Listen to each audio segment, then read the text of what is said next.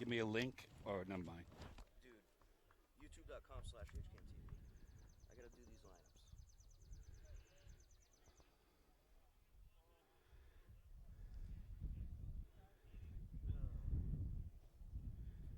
go? Right over there. Can't believe I gave him a long battery.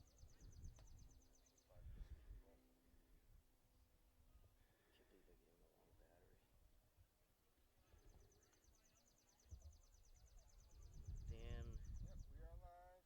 Deloy. Delory. 22 Jacob something. He's in right. We used to be there.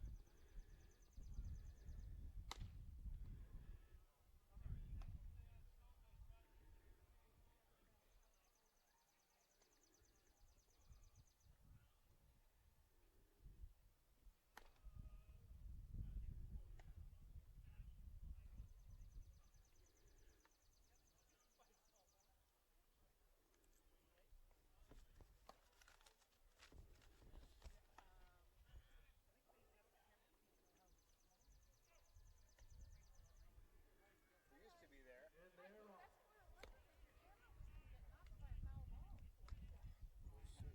Oh, yeah. Concerned about the camera. No, no. Sure. I almost got nailed by a hockey puck during hockey season. So, you know, this will be nothing. No, they gave us this. Unfortunately, they left one of the posts in the way, so I can't shoot third base.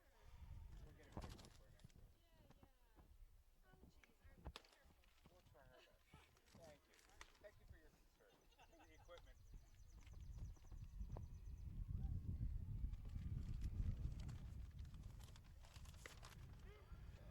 All right,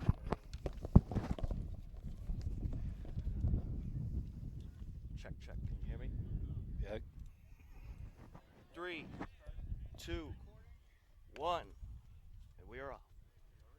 Good afternoon, ladies and gentlemen, and welcome to Hopkinton Hillers Baseball on HCAM. Tom Nappy, Larry Sacklad on the call, John Ritz on camera, and we are set to get underway between the Hopkinton Hillers and the Westwood Wolverines.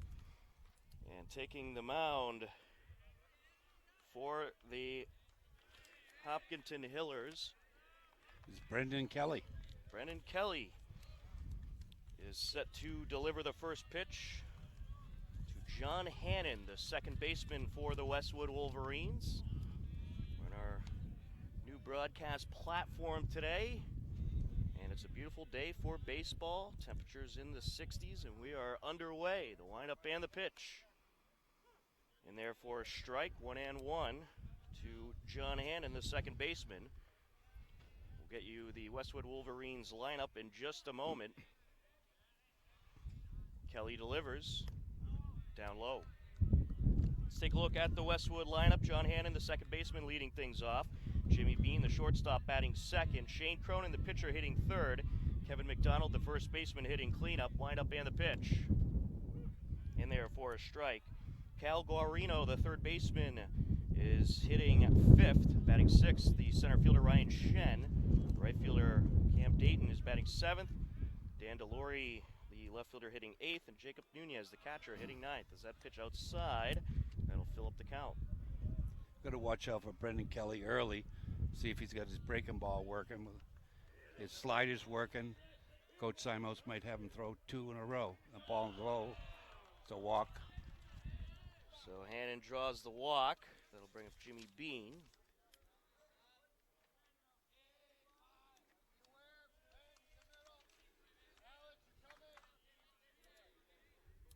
Stevie Simos behind the plate, keep the runner in check. And we'll have you read off the Hillers defense in just a moment as Brendan Kelly works from the stretch. Runner leading off of first. And that is hit high in the air over to the left side. The shortstop, Ben McKenzie, ranges over and makes the catch, out number 1. Larry, why don't you tell us about that Hillers defense? Sure, Tom. Ryan Kester's playing third base today. Ben McKenzie is at short. Pat Breton at second base. At first base, Alex Barker Hook. Left field, Drew Rankatori. Center field, Tommy Ambersoni. I'll get it right one of these days. In right field, Connor Kelly. Here's the pitch. That's a called strike. Brendan Kelly on the mound and Stevie Simos behind the plate today. Wind is blowing out, so Ben McKenzie had a little trouble with that high pop-up from Hannon. There's a line drive in the left field. That gets down. Yeah, you could tell it's a bit windy today as my lineup blew away. That'll put 2 on, a single for Shane Cronin, the pitcher. Kevin McDonald, the first baseman, will step in. John Hannon advances to second base. Cronin heading out to California to a Division II school, I'm told, the Westwood coach. He's their number 1 pitcher, facing Hopkins' number 1 pitcher. A pitch outside, ball 1. Hopkinton Hillers are 4-1 on the season. They got a nice win over Bridgewater Raynham yesterday. Line up and the pitch. And this is hit up the right side and caught by the first baseman. A nice catch there by Alex Barker Hook. That ball was tailing away towards the right field line. Made a good play on it. That'll bring up Cal Guarino, the third baseman. We're broadcasting live today, right, Tom? We certainly are on our YouTube page, youtube.com/HCAMTV. We may have a viewer from Rome today. Terrific. The more the merrier. Westwood is 1-1 on this season.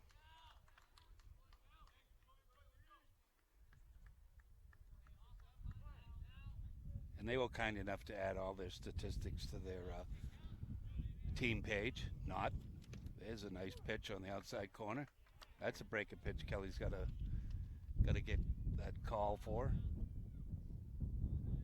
Brendan Kelly, a 1.75 ERA, 1-0 on the season, 1 appearance on the mound. Working from the stretch. Delivers inside. Backed him up.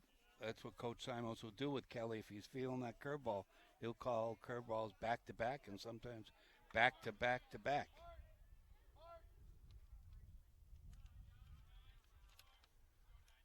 Kelly from the stretch.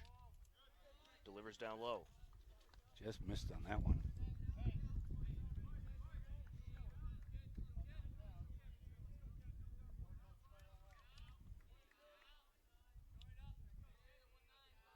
Two outs, 2 on for Westwood here in the top of the first. Outside. Stevie Simons kept that one close. Knew exactly where the ball was. Runner didn't even make an attempt. 2-2 pitch coming up. First game on the grass field for the varsity team this season. A pitch outside, full count. I tested out the field conditions earlier. I didn't like it. Some gopher holes out there.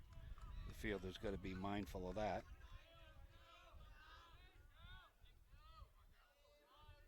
Grass certainly well mowed though, as there's strike 3 for out number 3. We will head to the bottom of the first. We are scoreless here on HCAM.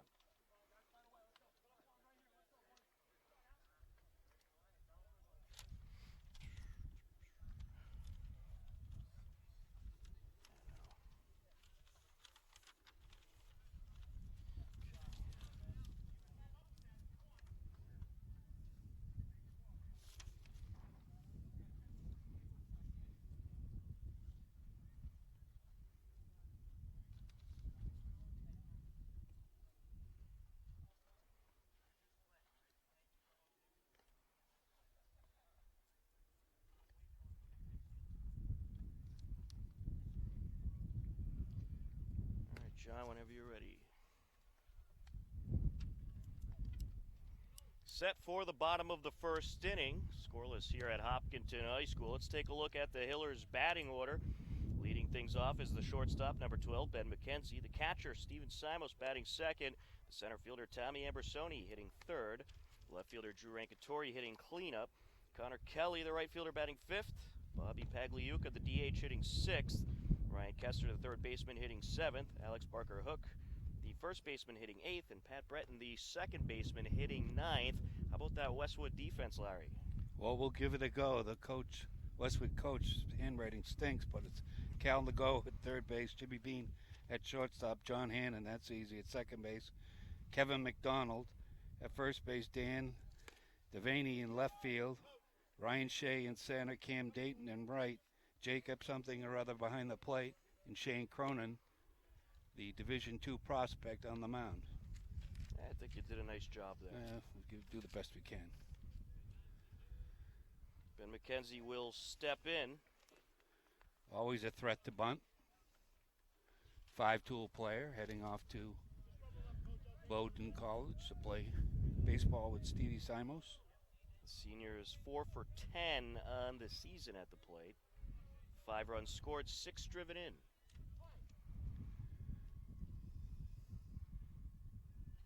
Inside. Hope all your Twitter followers are dialed in. Hopefully. There's 24 million Twitter followers. Yeah. And this is hit high in the air over to the right side. The second baseman battling the sun will make the catch. That'll bring up Steven Simos, the catcher, one away.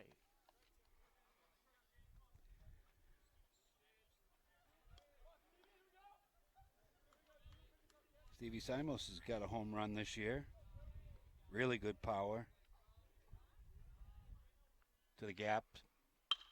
And this is up the right side. Glove by the second baseman. Throw to first. 4-3 for out number 2.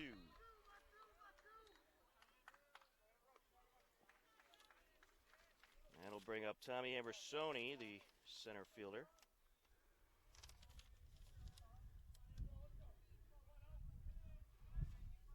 Shane Cronin, the pitcher for Westwood, set to deliver.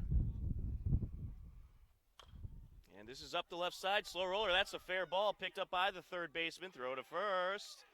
And it's in time. A nice play by the third baseman, Guarino.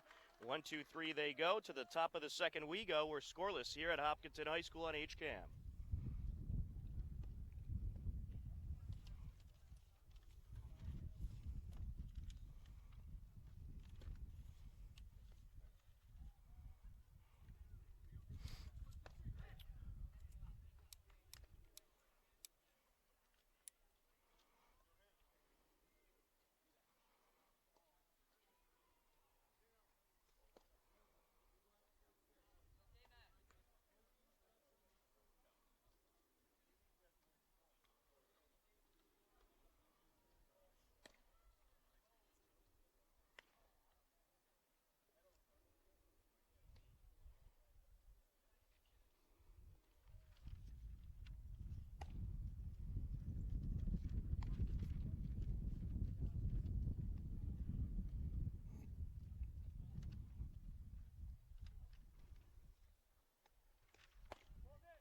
Whenever you're ready, John. Top of the second inning, 6, 7, and 8 due up for the Westwood Wolverines. 2 reached last inning for Westwood, but no runs scored in the first inning. Brennan Kelly out there for the Hillers, just about set to deliver to the center fielder, Ryan Shen. Ryan Shen, Cam Dayton, and Pat Delory do up. All 3 outfielders for Westwood. A swing and a miss there.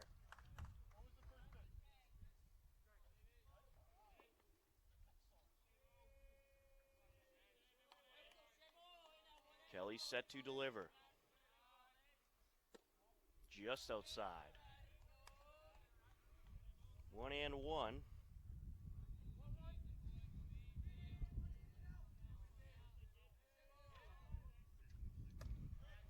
pitch just a little bit high, 2-1.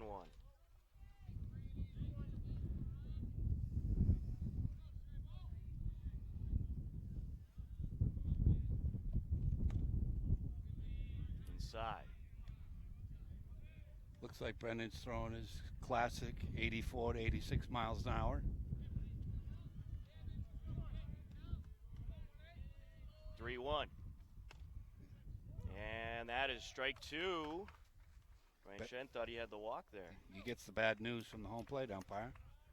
Well, you know what they say, don't start walking towards first base until you get the call. Yeah, you're going to get on the bad side of the umpire. Swing and a tip into the catcher's glove for out number one. That'll bring up Cam Dayton, the right fielder.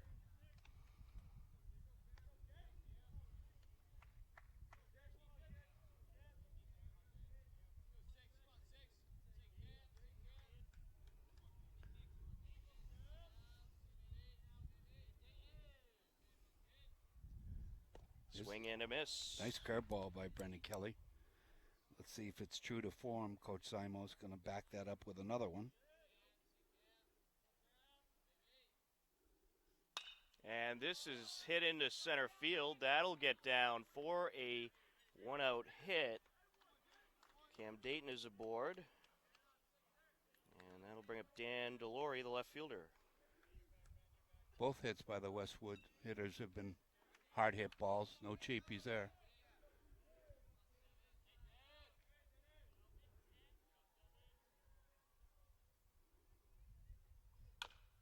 And this is a slow roller up the first base side. That's a fair ball. Picked up by Kelly, flipped to first, and they got him. Nice play by Alex Barker. Hook barehanding that underhand throw from Brendan Kelly. So 1-3 for out number two. Cam Dayton advances to second.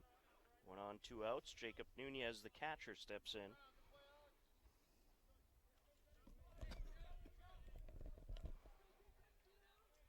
Kelly from the stretch.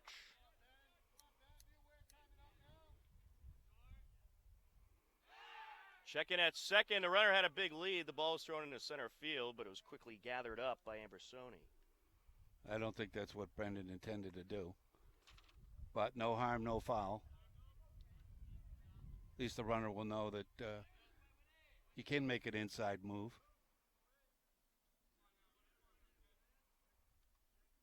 Line up and the pitch. In there for a strike.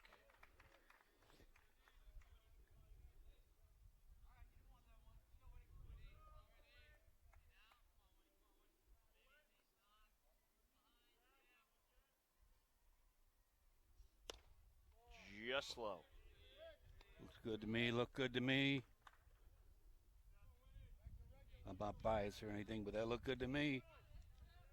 I thought it was a little low.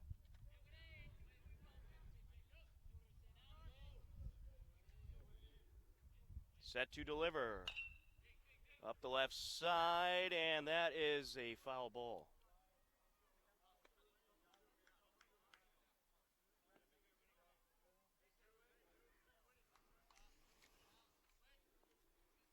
Scoreboard operators not keeping balls and strikes. Stevie Simos asked for the count. Counts 1 and 2, says the umpire. Did you know that? Counts 1 and 2. 2 outs. 1-2 pitch. Just high. 2-2 now. My understanding is Cole Glassburn will be the first out of the Hopkins bullpen. Hope we don't get to that.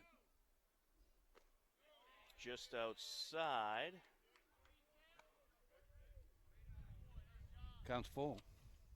Certainly is.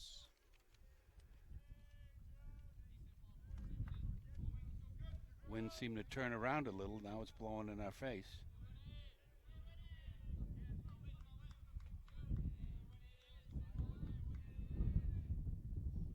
And this is up the middle, and it is gloved by the shortstop after it takes a hop. Throw to first, he got him. A 6-3 out to end the top of the second. To the bottom of the inning we go. We're scoreless here in Hopkinton on HCAM.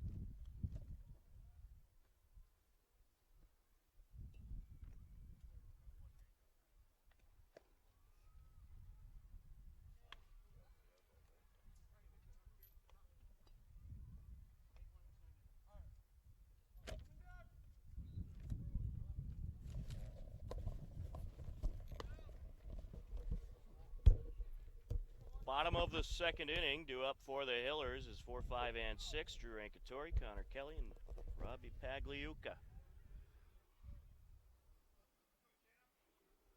Rankatori steps in. So far this season, he is 1 for 11 at the plate. There's a strike. Cronin doesn't look like he's throwing particularly hard, but he's got a real pretty delivery. Nice and smooth from the lefty. It's breaking pitch outside.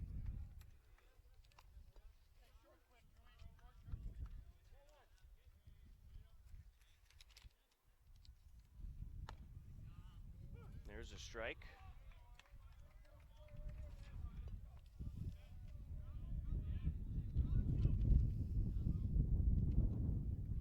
Shakes off the first sign, likes the second, and delivers. Foul tip.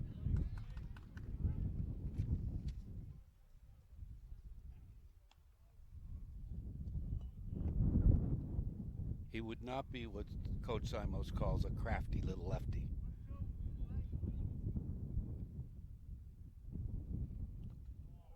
That one in the dirt, 2 and 2. Not afraid to throw his breaking pitch, though. Makes his fastball look 3 or 4 miles an hour quicker. Cronin deals just outside, full count.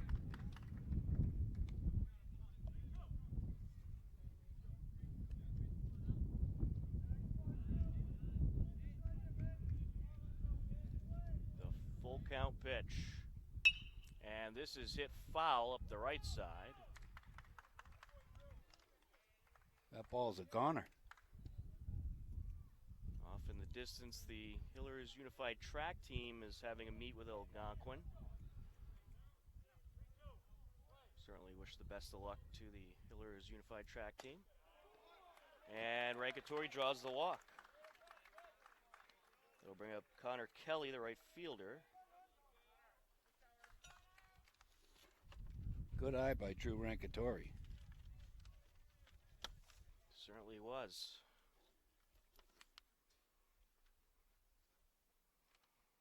Connor Kelly at a 400 mark on the season. 2 for 5 at the plate. 4 runs scored, 1 driven in. Checking at first, runner returns.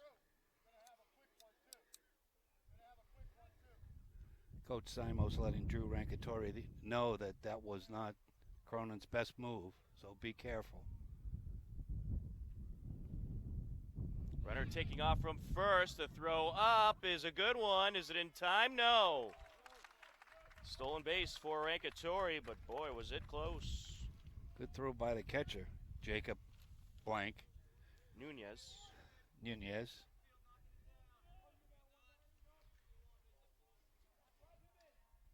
Big lead off of second for Rankatori. Oh, Bunt, and that hit the batter. Or actually, did it hit the bat? did not hit the bat. Hit his elbow, I thought. And the hitter is saying that it hit him, but the umpire is saying he heard bat. I heard flesh. I respectfully disagree. Well, break for Westwood there. Connor Kelly was very impressive on the mound yesterday to close things out against Bridgewater Raynham. He is the real deal. And this is hit high in the air over to left field and foul. Home plate umpire walking down the third base line to get a good view. Fair or foul?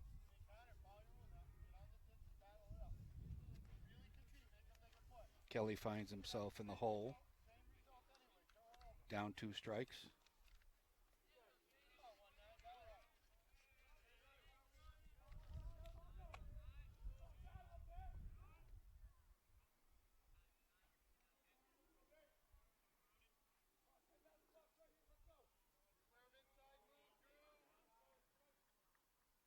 Set to deliver.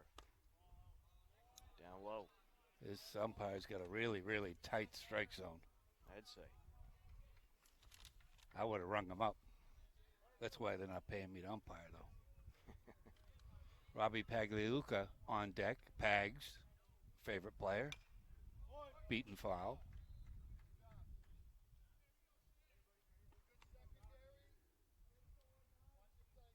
Pagliuca, a crowd favorite and a dugout favorite for his timely hits. Set for the 2-2 pitch from Cronin. Check swing, did he hold? Yes, he did. Runner taking off as the ball got away, and Rankatori safely aboard at third. What are you giving that one, a wild pitch or a pass ball? Nah, he spiked that right in front of the plate and had spin, so it'd been a tough one to block. Certainly would have. Now Rankatori in scoring position. Infield playing back, so they're going to concede the run. And that's fouled off. Nice fight by Kelly. Kelly and Cronin, a couple of Irishmen. Hootman. Or was that Scottish?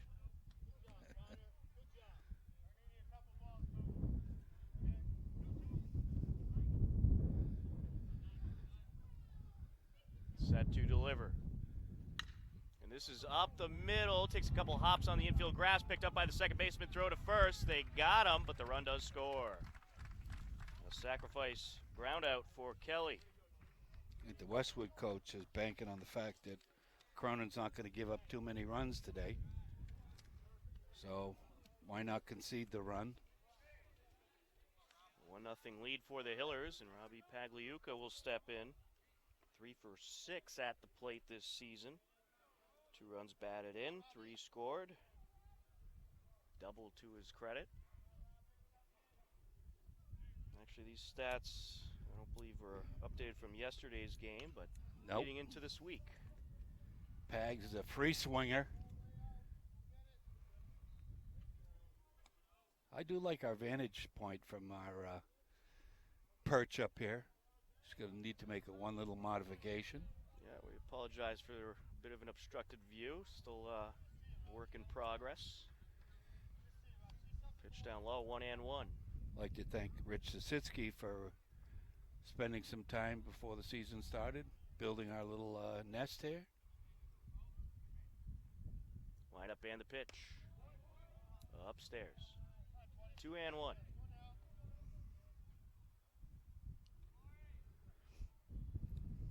This kid's a taller version than that kid Coons or whatever his name was from Duxbury last year in the playoffs. That one just outside, 3-1.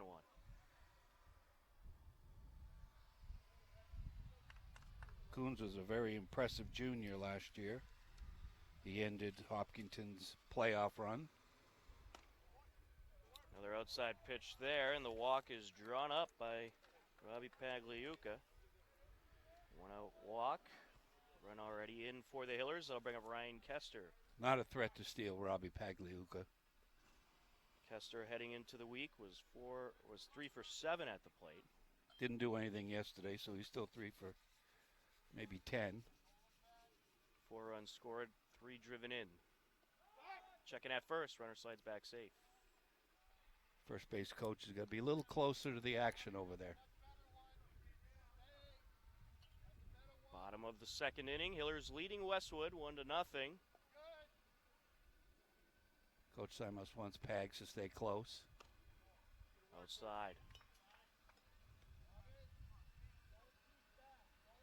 Also a tremendous win last night by the Bruins, taking down the Maple Leafs to advance on in the Stanley Cup playoffs. Yeah, there certainly was. Julian Edelman was waving the flag. Ball's outside. Did you catch any of the game, Larry? No. I was practicing my hurdling, and they asked me to participate in the next track meet. Oh, I thought you were practicing your broadcasting. Oh yeah, I did that yesterday. Swing and a miss. 2-1 on Kester. For those that want to tune in to yesterday's game on YouTube, was about a 3-hour affair. Slow as molasses, in other words. And softball and baseball yesterday. That pitch down low. Softball team also in action today against Westwood. They beat Norton, yes? They did, 5-2. Great game. Katie Holly made a tremendous defensive play. Checking at first, runner slides back just safe. That's the better move from Cronin. That's the one Coach Simos is worried about.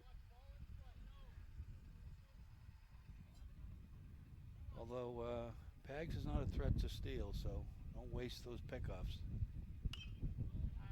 That's fouled off. I thought Cronin would be more overpowering than he is. He came in with the reputation of being the number one D2 prospect or commit, but haven't been impressed with his velocity. Full count pitch here. And this is hit in the air over to center field. That'll get down for a hit. It's going to be 2 runners on with 1 out. Single for Kester. That'll bring up Alex Barker Hook, the first baseman. Barker Hook got into yesterday's game through an inning. There's 3-4-9 at the plate heading into the week.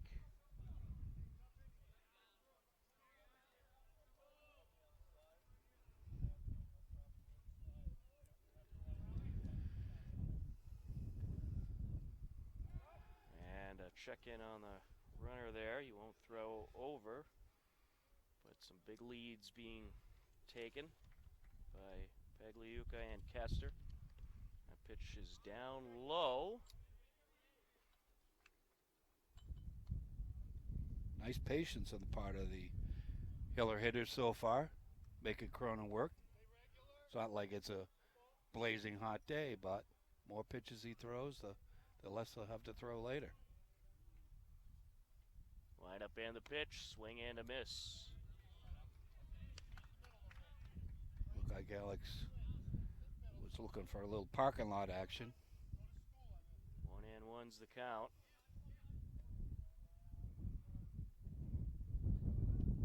Both runners with a slight lead. And this is hit high in the air over to center field. And it is caught by Shea for the second out. It's a really high sky today, Tom, almost cloudless. The shortstop looked up and lost the ball, but went to the center fielder, so it wasn't even in his range, but he lost track of that ball. We'll bring up the second baseman, Pat Breton, who's 0 for 1 heading into the week. Nice to see the athletic director, the wonderful D. King, coming down today. Ball low. 1-0 is the count. Ben McKenzie waiting on deck. Drew Rankatori came around to score earlier in the inning off a sacrifice groundout by Connor Kelly. Ball Gets gets away. Ball gets away from the catcher. Both runners will advance. Pass ball there. And a wild pitch there. He just muffed it. Runners advance. Base hit will score 2. The 2-0 pitch. In there for a strike. Late call on that strike. First look at Breton. If he's in the lineup, Coach Simos has got confidence in him. Looks like there is someone starting to get loose for Westwood over in the warm-up area. Just in case Cronin runs into any trouble.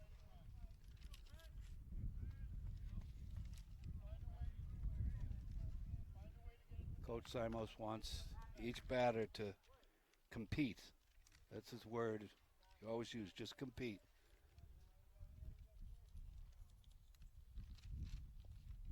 Swing and a miss. And that will wrap up the inning. The Hillers do play to run, and they lead it 1-0 as we head to the top of the third on HCAM.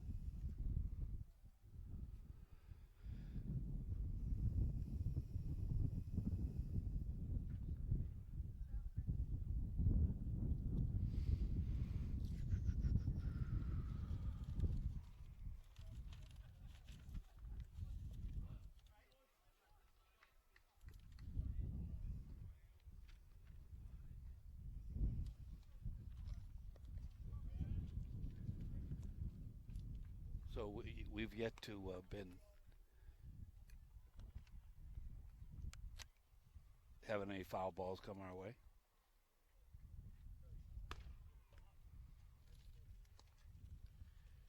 It's only 2 innings,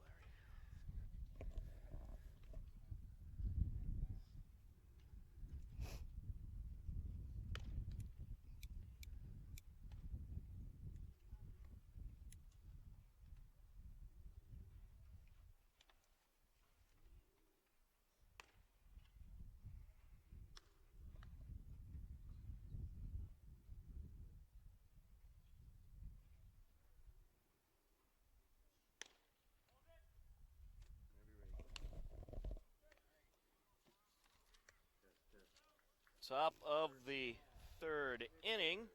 HCAM Sports is supported by our viewers and by Bill's Pizzeria Kitchen and Grill, located at 14 Main Street. Find them online at mybillspizza.com. Due up for Westwood, top of the order, John Hannon, Jimmy Bean, and Shane Cronin.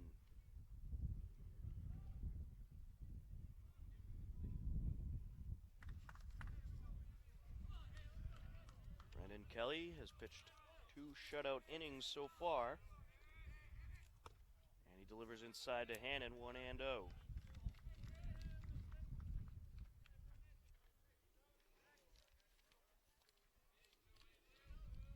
Set to deliver. Down low. Kelly's been pretty economical so far. So there's warm-up activity again for Westwood down the right field line. Lineup and the pitch. Just outside, 3-0. Hannon did walk in the first inning, his only plate appearance. Kelly deals. Inside, and Hannon will draw his second walk of the day. That's the job of a leadoff hitter, to get on any way they can. Hit, walk, hit batsman, anything. I'll bring up Jimmy Bean, the shortstop. He lined out in his only at-bat.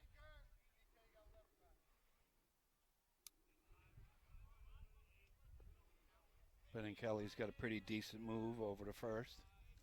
Lineup and the pitch. And this is ripped up the left side. That's going to get through for a base hit. The lead runner held up at second. So it'll be 2 on with no outs for Westwood. Hannon over at second, Bean at first, and Shane Cronin to the plate. No cheapies off the Westwood bats today. His first bit of trouble, I doubt the 3-hitter will be bunting. But we've seen crazy stuff before. Kelly working from the stretch.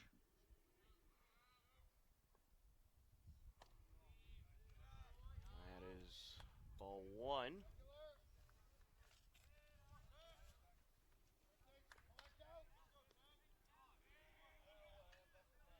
Warm-up action continues for Westwood. We got another lefty down there. In there for a strike. 1-1. The umpire's giving you a little deke, isn't he? Yeah, sometimes he takes a little while to make his call. Just ask me, I'll tell you before he calls. I don't know, some of the calls have been kind of unpredictable. Kelly deals. And this takes a hop in the infield, a slow roller, and everybody's going to be safe. And that was just a tough ball to make a play on. Bases juiced for Westwood, no outs. Kevin McDonald, the first baseman, will step in. That's a cheapie. Certainly is. It took a hop on the dirt before the grass. And it was just a awkward infield hopper. Infield's back, so they're going to concede a run on the ground. Swing and a miss. Ooh, feel the breeze. 0-1 on McDonald. We'll see what the leash is with Kelly. Shall he run into any trouble this inning? Bases loaded, no outs. Upstairs. He wanted to throw that one right through the backstop. Got to bring it down a little bit there, Brendan. Certainly has good velocity today. A little bit of adrenaline opening day.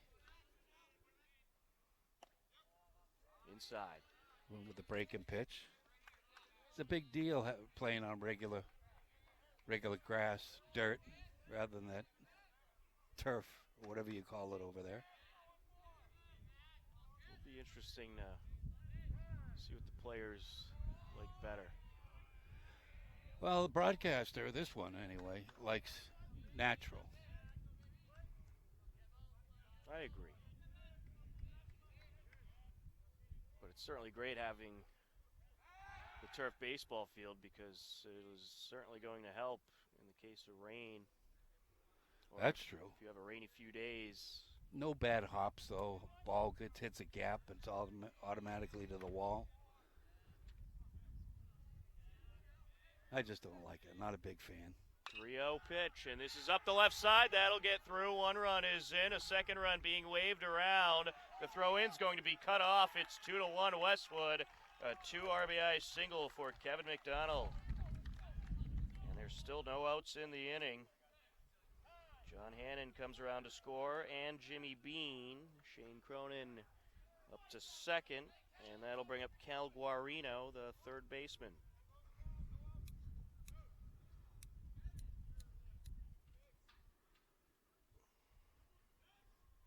Tom Nappy, Larry Sacklad, happy to be with you on this gorgeous Wednesday afternoon. John Ritz on camera.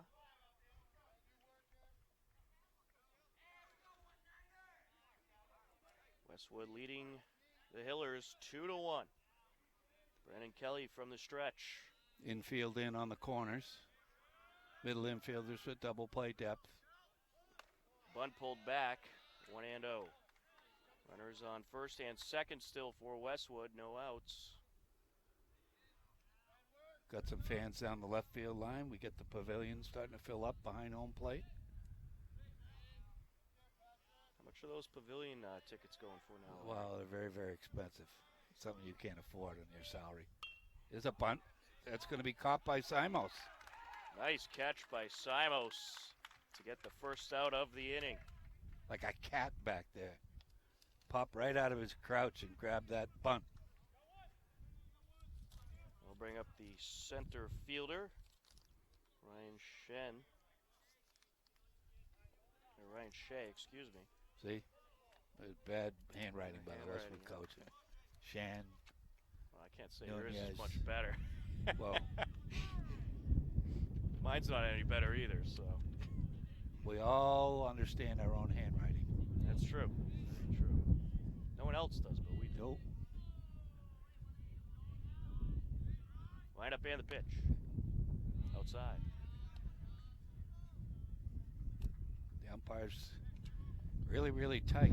He does a nice job of keeping home plate clean. Wind starting to pick up a little bit here at the baseball field. Fouled into the backstop. 1-1.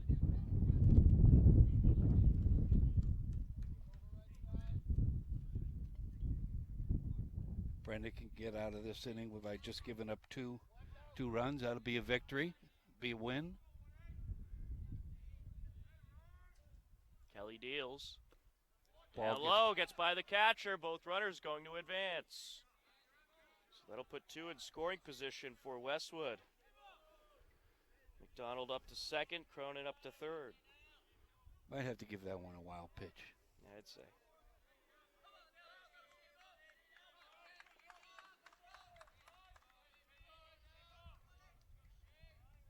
Infield playing back again. They're going to concede the run if it's hit on the ground. And that's tipped foul.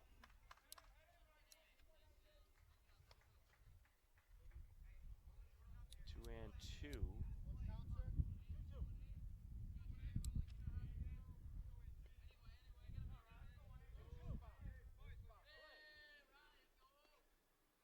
Kelly from the stretch. Lined up and the pitch. And this is going to take a couple hops on the infield grass and the flip to first.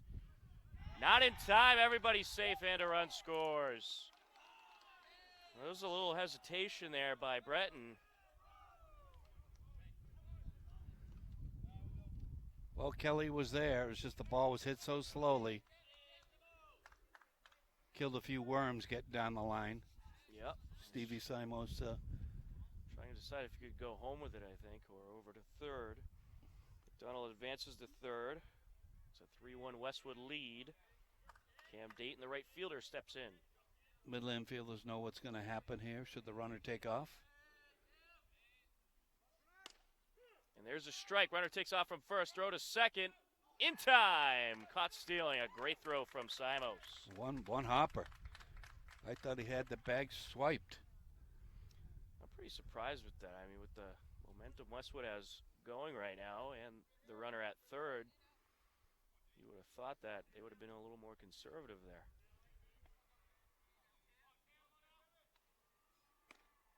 Just outside.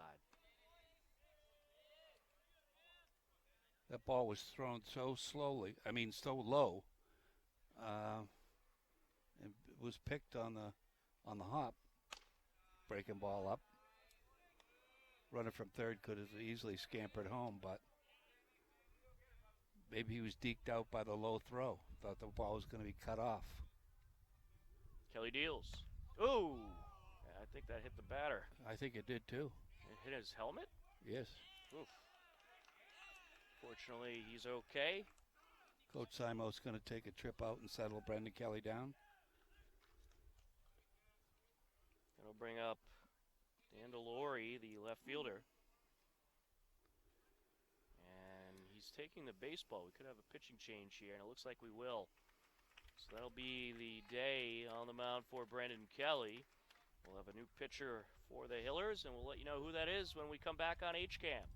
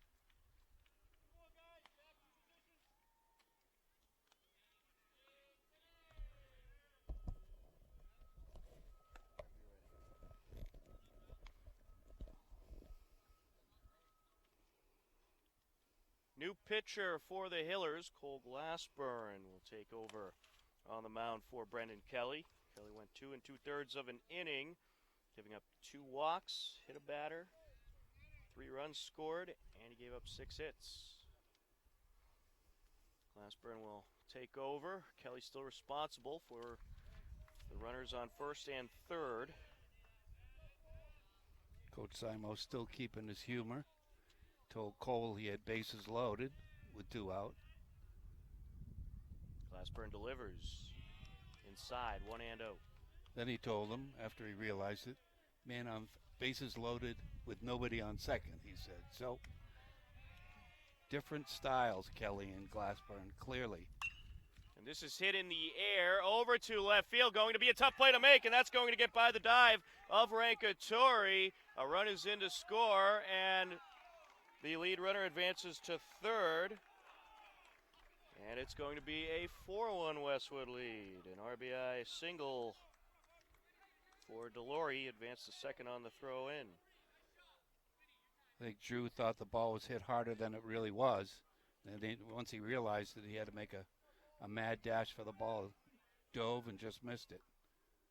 Jacob Nunez, the catcher, takes ball 1. Glassburn's got a really lively hose out there and come at you from many different angles. Drop down the side like that. And this is hit high in the air over to right field, and it's caught for the third and final out of the inning. Westwood did bat around, and they plated 4 runs, and they lead the Hopkinton Hillers 4-1 on HCAM.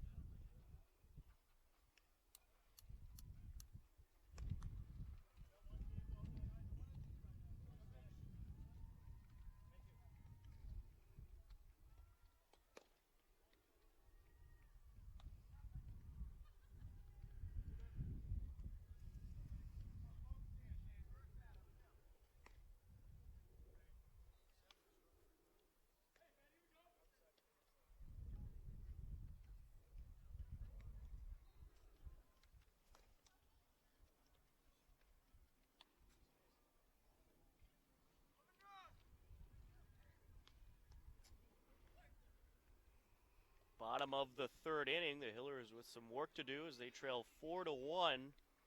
Due up is the top of the order, Ben McKenzie, Steven Simos, and Tommy Ambersoni. Shane Cronin continues to work on the mound for Westwood. I think the Ben McKenzie vehicle of the day out in left center field is that enclosed pickup truck, that burgundy one. That's where Ben likes to hit him. Pitch down low, 1-0. He's got one home run on the season so far. Line up and the pitch. Inside.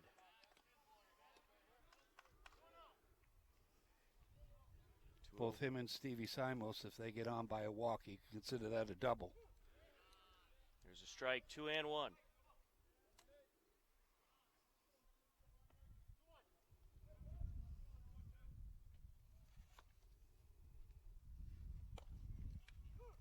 There's another strike, 2-2. Ben didn't obviously agree with that call from the home plate umpire. Swing and a miss. Tied him number up. 1. Not a very good looking swing there.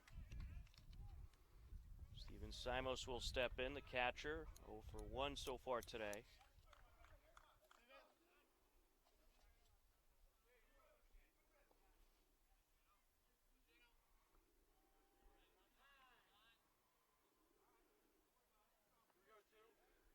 Stevie Simos playing mind games with the pitcher again. Line up and the pitch, and this is hit high in the air over to center field, and that ball was crushed. It's going back to the wall, and that's gone. A home run for Steven Simos. It's a 4-2 ball game. He crushed that ball. I didn't think it would get out as soon as he hit the ball, but kept going. I think the wind helped a little bit. Might have, but wasn't a cheapie. That's about 360 feet out where that outfielder was. That's the deepest part of the ballpark. And, Close to it. And the outfielder took a header over the fence there. That's true. We got our money's worth with that one. Ball was hit a mile high. I thought it was going to get maybe off the fence, but he was able to power that one over it. That's just what the Hillers needed there. Steven Simos showing off the power. His second dinger of the year. That should help his slugging percentage some. Certainly should. Ambersoni steps in. Down low. So the score's been halved. 4-2. Line up and the pitch. Down low. Doesn't look like Cronin expends a lot of energy out there on the mound, unlike Brendan Kelly, who puts everything, all his 220 pounds in every pitch. Ground ball foul.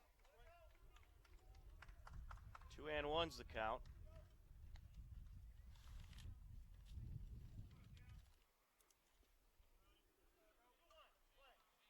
Tommy had a nice season down at post 59. That's a strike. He's going to return Milford Legion. Coach really liked him. 2-2 pitch. And this is hit in the air over to right field. That's going to get down for a base hit. The right fielder not able to get there. And here he goes over to second base, and Ambersoni will stop there. It's a stand up to double. No, he's going to advance to third as the ball is nowhere to be seen. I don't know what happened there, but I think he's going to be sent back to second. Yeah, the right fielder put up his hands. That might have been the ground rule if the ball gets stuck underneath those bleachers down there. He would have had 3 had it stayed in play. So it will be a 1-out double for Ambersoni. And the tying run is at the plate. Drew Rankatori, the left fielder, will step in. See if we get any stirring in the Westwood bullpen. They had warm-up activity earlier. We did indeed.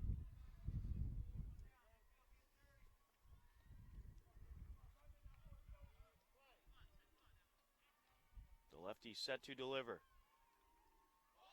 Bunt. Pulled back, 1-0. Being elevated like we are right here, we had a really good look at that ball, where it was going. I like our perch. I'm real happy with it. Glad you're happy. Certainly is a great vantage point. This is hit high in the air over to the right side. The second baseman ranges back and makes the catch. 2 away. That'll bring up Connor Kelly, the right fielder. That was hit a mile high. I thought the wind was going to play with that one. Our ace cameraman, John Ritz, probably got a good shot of that. He's telling me no. Cronin set to deal. Runner with a pretty substantial lead off of second. That pitch down low. Ambersoni over at second base.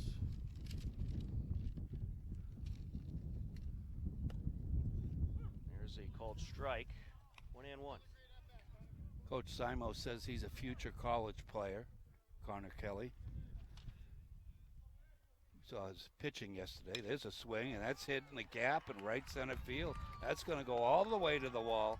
Kelly turns first and comes into second base with a double.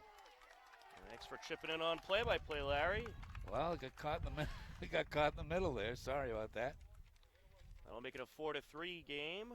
And we're going to have a pinch runner. RBI double for Connor Kelly.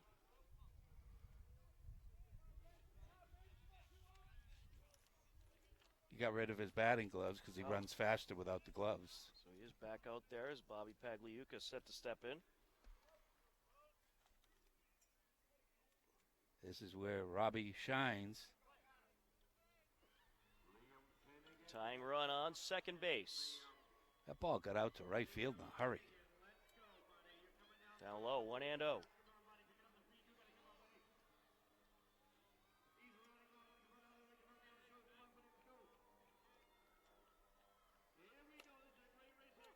There's a called strike, 1-1.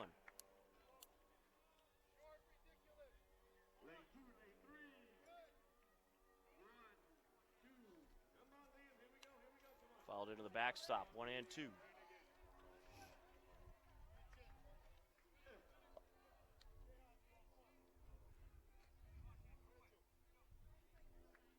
Base hit here, the crowd will go crazy.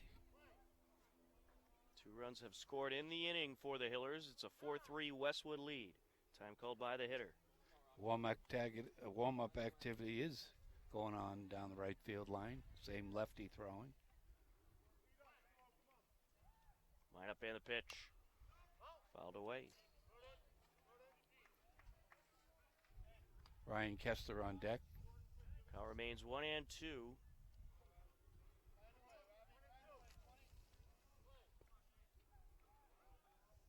Cronin set to deal. Gets a piece of this one, hit in the air over to left field. That ball was crushed to the fence. And that is going to be a long base hit there, and a run will score to tie the game. Robbie Pagliuca. An RBI double for Robbie Pagliuca, and fans Connor go Kelly crazy. is around to score. Oh, the fans are on their feet. Ryan Kester will step in.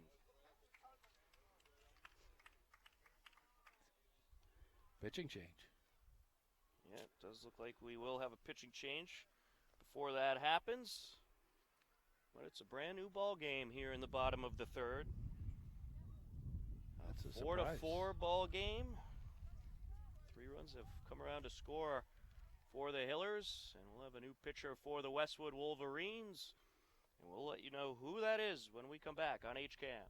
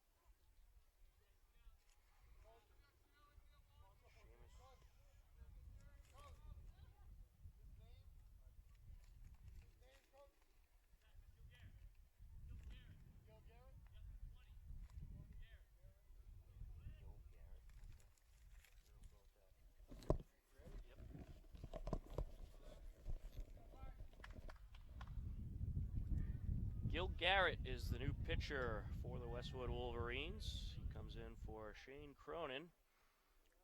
Shane lasted 2 2/3 of an inning, gave up 4 runs, all of them earned. Stepping in the batter's box is Ryan Kester. Down low, it gets away from the catcher, and the runner at second is going to advance. Robbie Pagliuca now at third. You had the game-tying double to drive in Connor Kelly. That was a pass ball. Line up and the pitch. Inside, gets away from the catcher. 2-0. Not a whole lot of velocity from this fella. Impressive the Hillers chased Cronin. Garrett delivers outside, 3-0.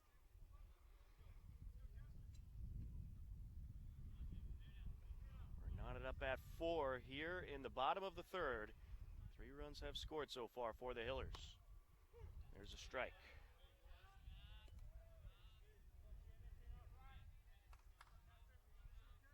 3-1. Go-ahead run is just 90 feet away. Gets a piece of this one up the right side. That's going to get through the gap. And the Hillers take the 5-4 lead as Pagliuca comes around to score. An RBI single for Kester. That'll bring up Alex Parker Hook, the first baseman. Hillers trying to keep the rally going.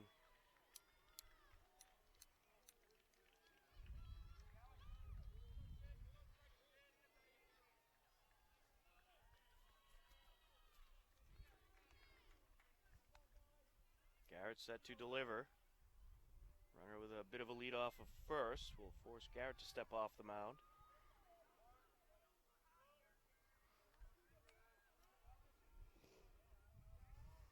Line up and the pitch. Outside. Good take by Parker Hook. Usually if you see a pitcher just step off the back of the rubber, it means they don't have confidence in their move.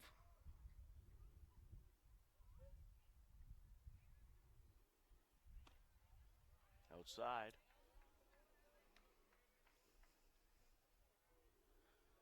What the pitcher may do is hold on the ball a little bit longer, alter the times to the plate if they don't have a good lefty move. 2-0 pitch. In there for a strike. Parker Hook agrees.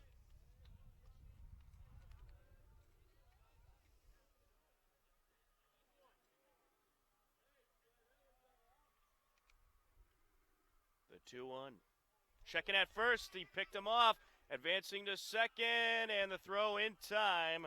So they catch Kester in the pickle, and they get him out at second base for the third and final out of the inning. But the Hillers played 4 runs in the inning, and they lead Westwood 5-4, heading to the 4th inning on HCAM.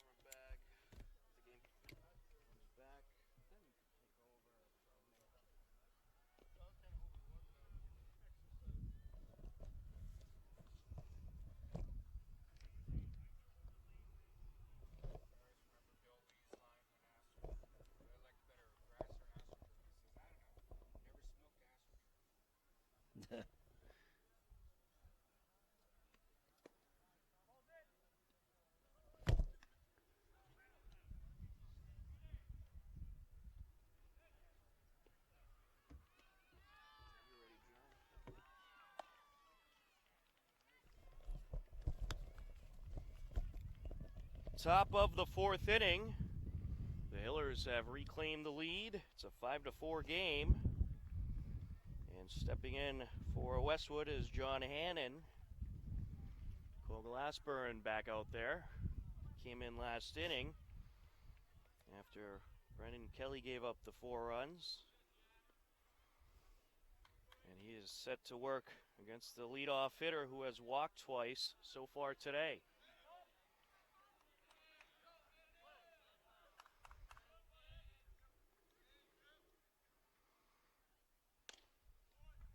In there for a strike.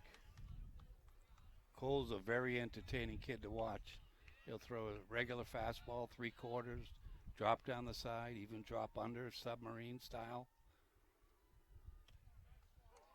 Strike 2. Got a curveball, obviously. And he does something weird with his lead leg. He'll kick it out a little bit. Hesitate. Quick pitch. That was inside. 1-2. He did that in the Holliston game. He quick pitched a couple of hitters. They were surprised. And this is up the middle. Takes a hop off the mound, and it is dropped by the second baseman. Tough ball to play as Hannon will reach on the. I'm giving him a single. I just think that was a tough play to make. Wouldn't have happened on turf. The turf giveth and it taketh away. Jimmy Bean will step in, the shortstop.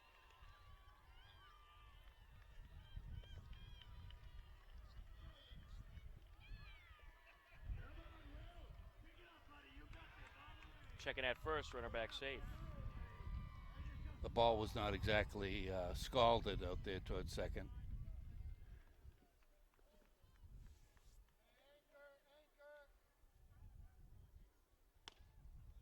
In there for a strike.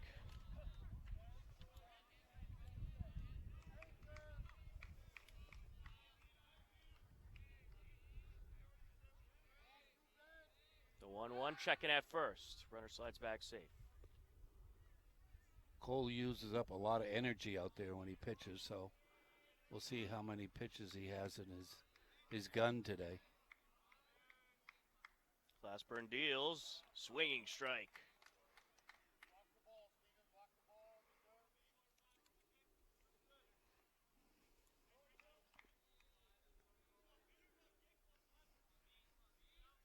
Set to deliver.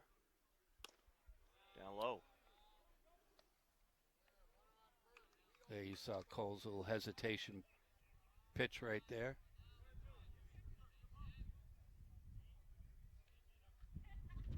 And this is up the left side. Glove by the third baseman, Ryan Kester, but he doesn't have a play.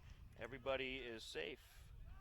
Hannon advances to second. Bean is aboard with the single. That'll bring up Shane Cronin, the pitcher. Kester's really matured. Last year he would have picked that ball up and thrown it. He had no chance on that play.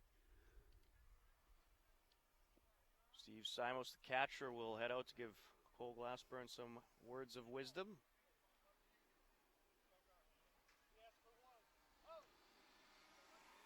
No outs for the Wolverines. 2 on here in the top of the 4th. A 5-4 Hillers lead, but Westwood is threatening.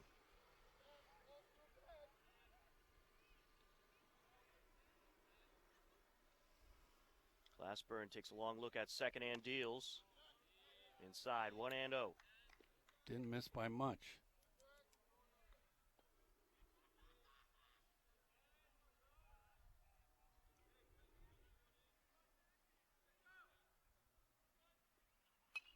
That's fouled into the backstop, 1-1.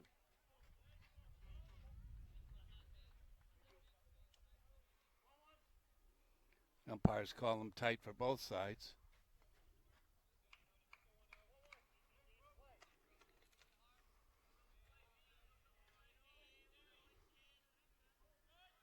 One pitch. Gets a piece of this one, hit into left field, and that is going to be caught by Rankatori. And both runners are going to return to their bases, 1 away. He got a good read on that one. The ball was tailing away from him. The ball hit off a left-hander's bat. We'll bring up Kevin McDonald, the cleanup hitter, the first baseman for the Wolverines. And we have an officials timeout here. Pinch hitter, maybe? Nope.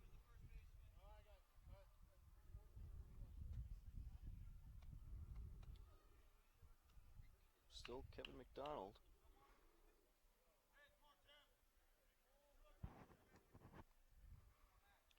So just a umpire stoppage here. 2 on, 1 out for Westwood.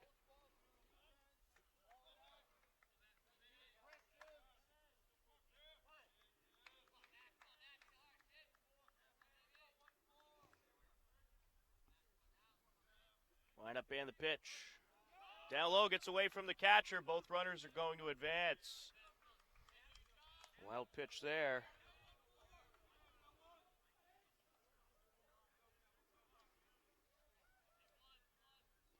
Just a breaking pitch that didn't quite make it. And you got 2 runners in scoring position with 1 out for Westwood. There's a strike.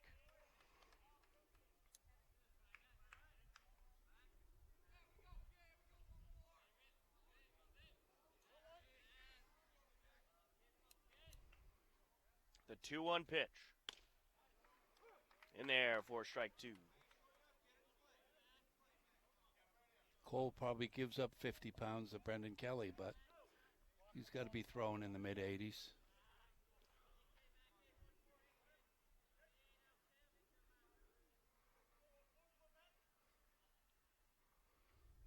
The 2-2. Low and outside, full count.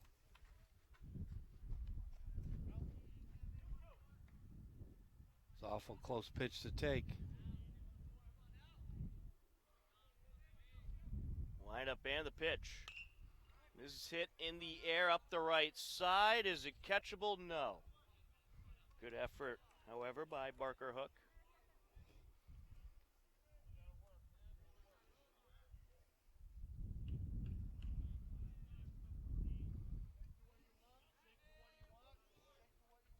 McDonald steps back in.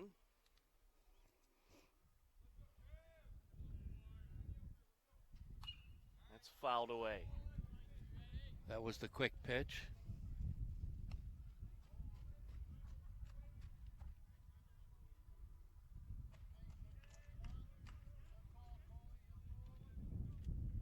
Two on, 1 out for Westwood. The Hillers leading 5-4 in the top of the 4th. Checking at second. Runners back safely. Risky check-in with Hannon over at third. I don't know where the runner could have went there. Well, just in case he threw the ball and the ball was bobbled at second, he could have made it. And it's down low, gets away from Simos, but he's quick to gather it up. That'll fill up the count.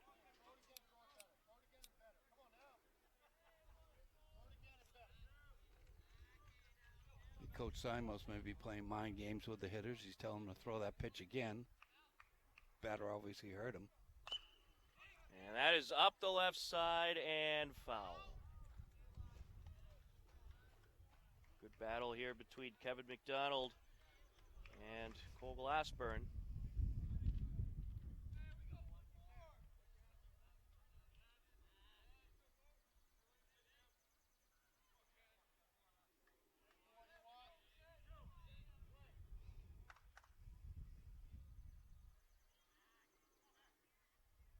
Line up and the pitch.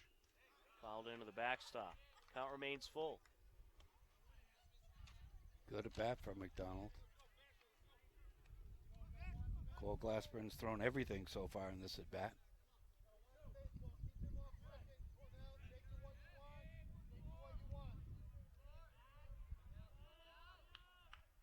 Set to deliver. There's strike 3. Got him looking. 2 away. I'll bring up Cal Guarino, the third baseman. Cole Glassburn trying to work out of a bit of a jam here in the 4th inning. 2 runners reached with no outs. And we had a fly out to left field and a strikeout. Cole's got a lot of confidence in that sidearm pitch. And Guarino gets a piece of this one. That'll get into left field. One run is in, another run being waved around, and Westwood has reclaimed the lead. A 2 RBI single for Cal Guarino, and it's a 6-5 ball game.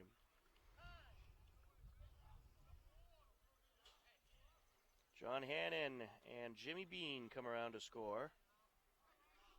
And we'll see if Glassburn stays out there. I'd imagine Coach Simos will at least let him finish the inning.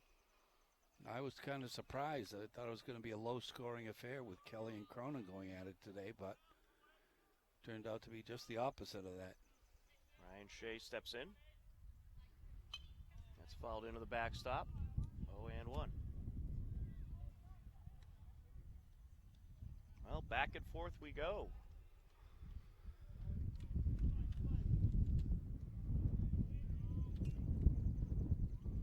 Runner with a slight lead at first. Breaking pitch inside, 1-1.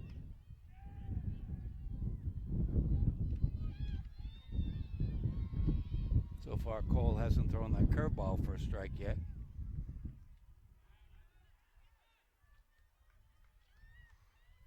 Glassburn stepped off the mound, runner back to first. Line up in the pitch. Just outside, 2-1.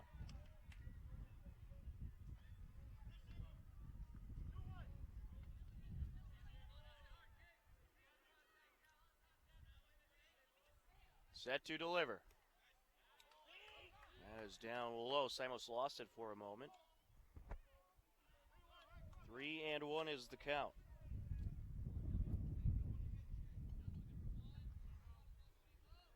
Very stressful inning for Glassburn. Certainly is. There's a strike. Full count. Oh, Westwood scored 4 runs in the top of the third, and they have added 2 more here. A 6-5 lead for the Wolverines. Down low, runner taking off from first, but it won't matter. It's a walk to Ryan Shea.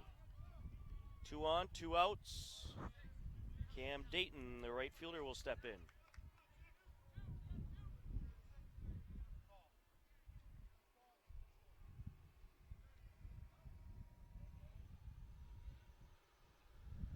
Set to deliver.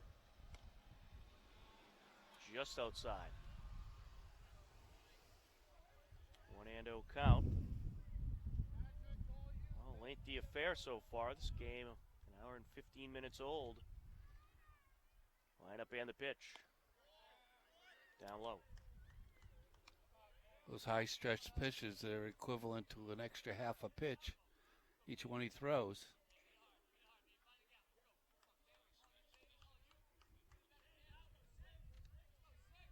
Glassburn set to deliver the 2-0 pitch.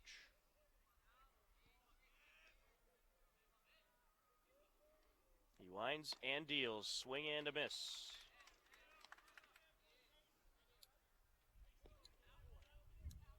Had a good rip at that pitch.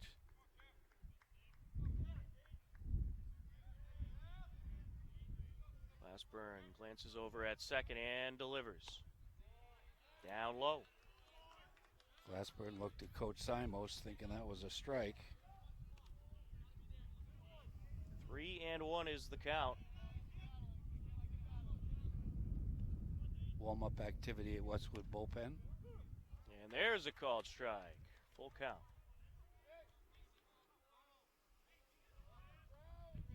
Cam Dayton so far has singled and was hit by a pitch last inning.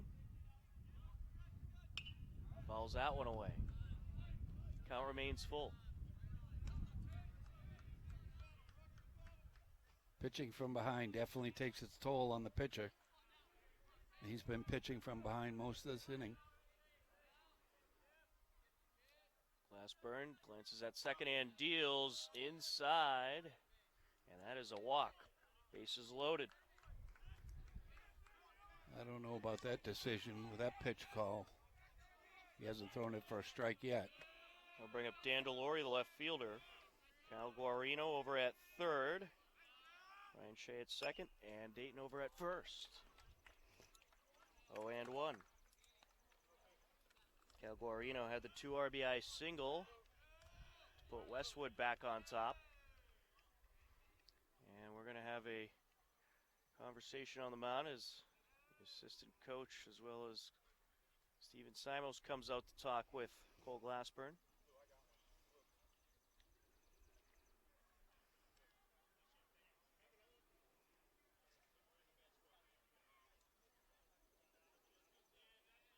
Delory steps back in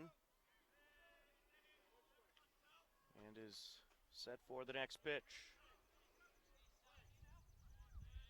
Glassburn deals. Up high.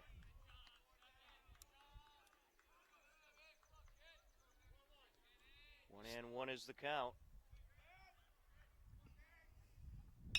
And he'll get a piece of this one to right field. That'll get down for a hit. 1 run is in, a second run being waved around, and 2 runs will score for Westwood.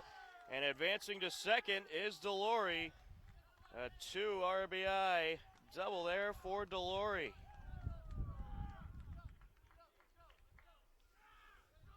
Perfectly placed hit. Cam Dayton's up to third. It's an 8-5 Westwood lead now. Jacob Nunez, the catcher, will step in. 4 runs last inning for Westwood. 4 runs this inning for Westwood as that's fouled away.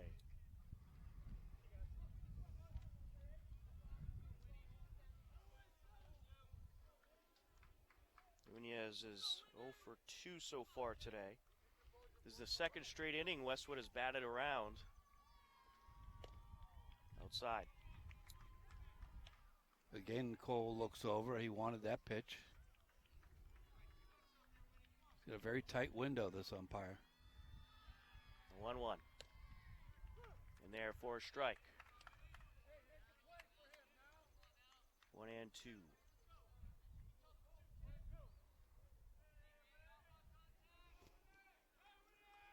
The 1-2 pitch. And this is a fair ball. Slow roller picked up by the third baseman. He bobbles it and drops it. Everybody's safe, and another run scores. Dayton comes around to make it a 9-4 game. That would have been a tough play to make anyway. An RBI for Jacob Nunez. Delory advances to third. I'm going to give that a single. Yeah, that was a tough one to handle. Cole's going to be shaking his head a little bit. He's had a couple of balls that were slowly hit that would ordinarily have been outs, but he's given up his fair share of hard hit base hits. Up high. You scoring that a single, Larry? I am. The error? I am. The kid would have beat it out anyway. I think so. Well, maybe. Up high. 2-0. 5 runs have scored in this 4th inning for Westwood. It's a 9-5 ball game. Steelers will have to get the bats going once again. And therefore, a strike runner takes off from first, and the ball will get into center field. And another run comes around to score for Westwood on the errant throw. I don't think the middle infielders were ready for that. That was kind of a delayed steal. I think he was hoping for the error so the run could come around to score. 6th run of the inning for Westwood. This is ripped into left field. That'll get down for a hit. Runner being waved around for the Wolverines, and it's an 11-5 ball game. That's going to be an RBI double for John Hannon, the leadoff hitter. The Wolverines having themselves quite an inning here in the 4th. Doesn't look like Cole Glassburn's fooling anybody today, at least from Westwood hitters' perspective. Jimmy Bean, the shortstop, will step in. Time called by Coach Simos. Will he take the baseball? He does have Connor Kelly in right field today. He is indeed going to take the baseball. That'll be it for Cole Glassburn. An 11-5 Westwood lead. We'll take a timeout on HCAM.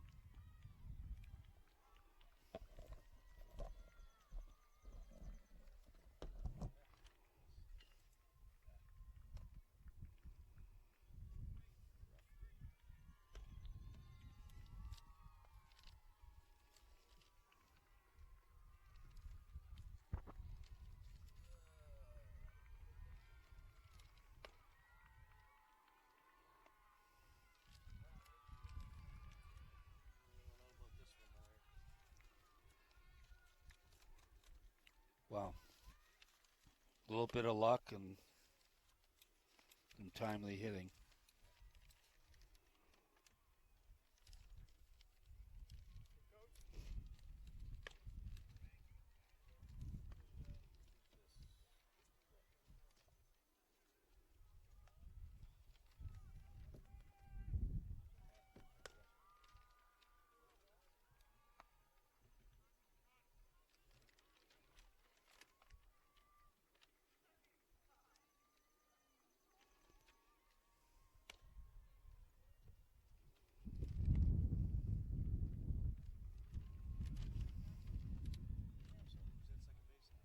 Cole Glassburn.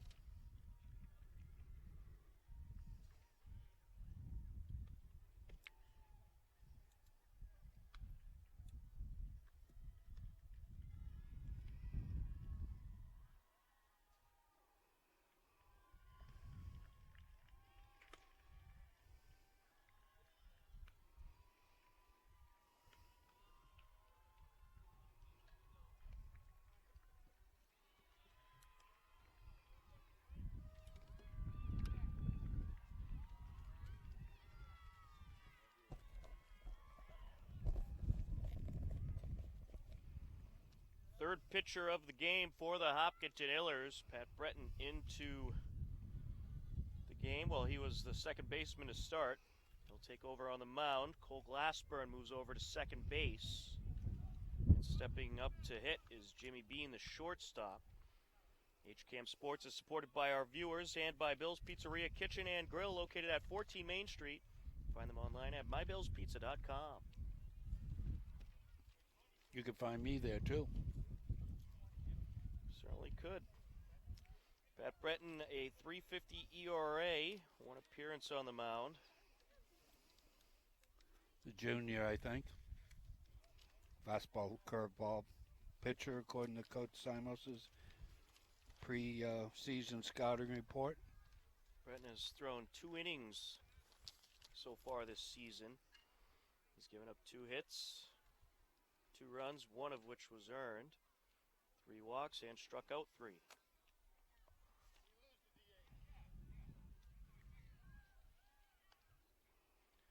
So the umpire having a discussion with Coach Simos, and I think I overheard him say he loses the DH. Brendan Kelly wasn't hitting in the lineup.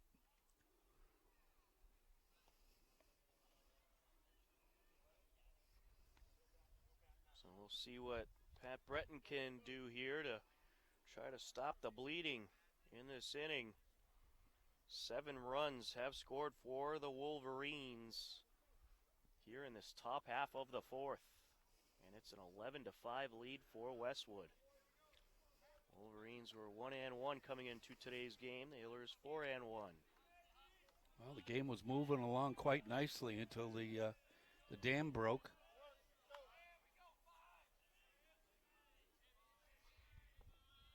Looks like we'll have another lengthy affair here today for Hillers baseball. The lineup and the pitch. Of course, yesterday they got a nice 5-3 win over Bridgewater Raynham. Also known as the torture game. Right, John? Lineup and the pitch. Yeah, I heard there was a lot of pickoff attempts in that game. The most I've ever seen, maybe 40. The scoop was the pitchers had not thrown over the game before and got yelled at by the coach, and so they overdid it yesterday. 2-0 pitch. Outside. 3-0. Runner on second still for the Wolverines. 2 outs in the inning. Not only were there a lot of pickoffs yesterday, there were more mound visits than I've ever seen in a high school game. The bunt is pulled back, and that's a strike. 3-1. Interesting. Bunting with 2 out. He might have just had the bunt there and never planned on using it. That's down low. He'll draw the walk. 2 on, 2 outs. Shane Cronin, the starting pitcher, will step in.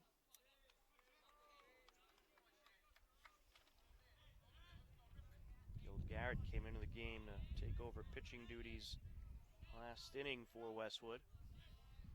And we might see a third Westwood pitcher next inning. We'll have to wait and see. They've had warm-up action for a good amount of time. First pitch is a strike. 0-1. Breton working from the stretch. Inside.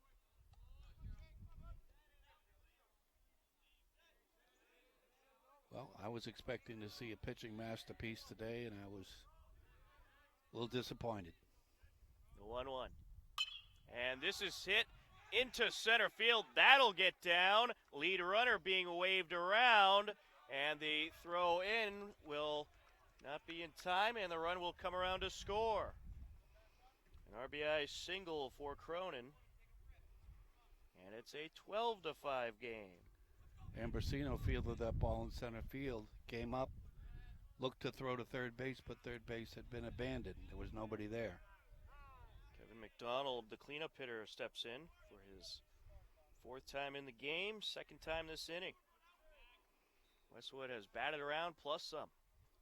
Well, Coach Simos just told his son to throw Cronin out if he decides to take off. Just throw him out. Lineup and the pitch. In there for a strike.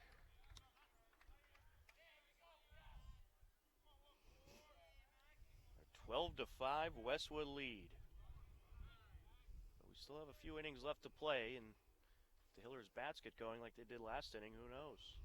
Could be here at 8 o'clock. They might have to move down to the turf field and throw on those lights.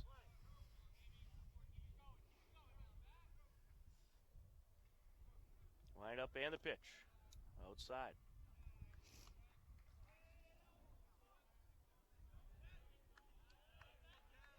No warm-up activity in the Hiller bullpen. The 1-0. Swing and a miss.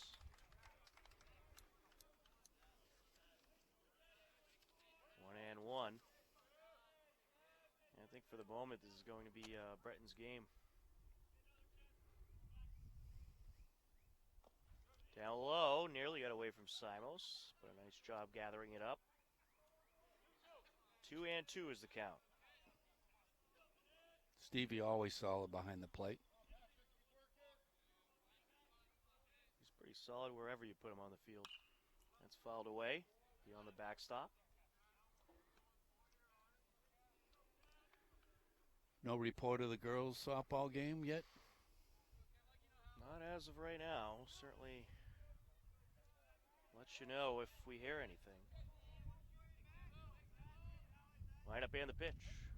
There's a strike, and that will retire the side in the top half of the fourth, but not before a whole lot of runs come around for Westwood. 8 runs in the inning, and they lead it 12-5 as we head to the bottom of the fourth on HCAM.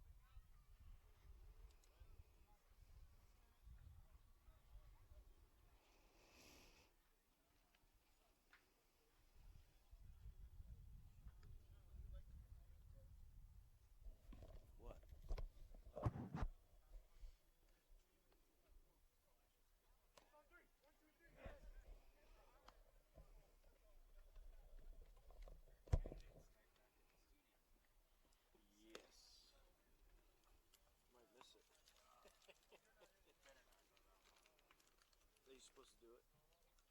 Yeah, I told him I could help. Giovino.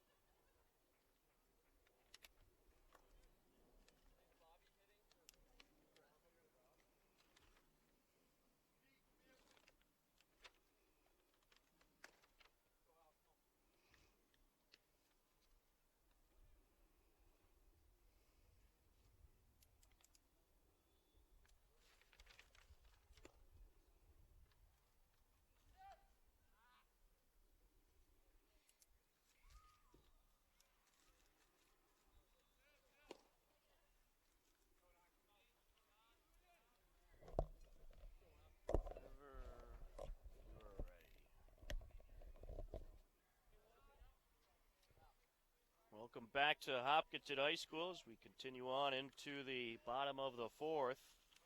Westwood leading the Hillers 12-5 after an 8-run top half of the inning. Due up for the Hillers is 8-9-1 Alex Barker Hook, Pat Breton, and Ben McKenzie. It's an awful messy scorebook you got there, Tom. Certainly is. You're going to have to take a half an inning to recap that half inning. I think we'll hold off on that. All right. That's just a challenge. Westwood scored 8 runs. That's all the viewers need to know. I got to get home in time for Jeopardy. Might be in jeopardy at this point. Well, guy's over $1 million already. Alex Barker Hook awaits the pitch. Outside, new pitcher for Westwood, Mike Giovino out there, the third pitcher of the game for the Wolverines.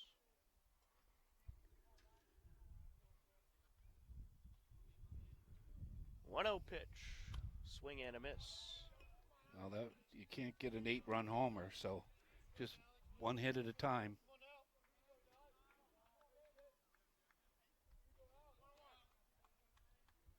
No real pressure on the Westwood pitcher. Get an 8-run lead. 7-run lead. Sevens. I flunked math, Tom. 7 and 5 is 12. Right. 2-1 is the count. Giovino delivers, and this is hit in the air over to right field, and that'll drop in front of everybody. That was a tough ball to play. Alex Barker Hook is aboard with a leadoff single. Wasn't a particularly hard hit. It was about 120 foot down the line. And Bobby McGuire is going to step in to hit for Pat Breton. It's a huge gap in right center field. If he gets it down in right center, he can run all afternoon. What a shift. Line up and the pitch. And that is a fair ball. The throw to second, they'll get the lead runner. So a fielder's choice there. Rutter called a fair ball. Umpire called it a fair ball. The ball was spinning on the home plate. That should be foul, shouldn't it? I think home plate is fair. I guess it is, yeah. And I don't know why they felt they needed to tag the runner. It was a forced play. But in any case, McGuire's aboard on the fielder's choice. One away. Ben McKenzie to step in. No, foul ball. Ooh, they're going to change the call. It's a foul ball. The suspense keeps on building. Westwood coach now asking for information. Why do I get the feeling this game's going to have a wild finish?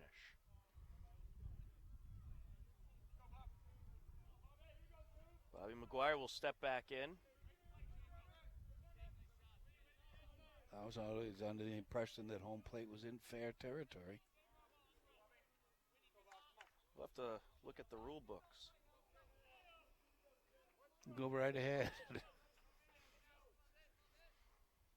Giovino working from the stretch. And this is up the middle, takes a couple hops on the infield grass, throw to second for a 1. That's all they'll get. So, in any case, after all that, it will be a force out anyhow. 1 on, 1 out. Ben McKenzie to step in.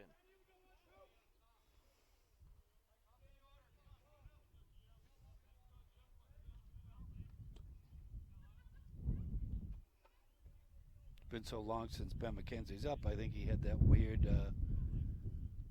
swing at a pitch for strike 3. Line up in the pitch. Maybe. Down low. Tonight on HCAM, you can view Meet the Candidates Night. Oh. Hosted by the Hopkinton Women's Club. Get to meet some of the candidates in this year's town election. A pitch down low. That starts at 7 p.m. on HCAM. Is that different from town meeting?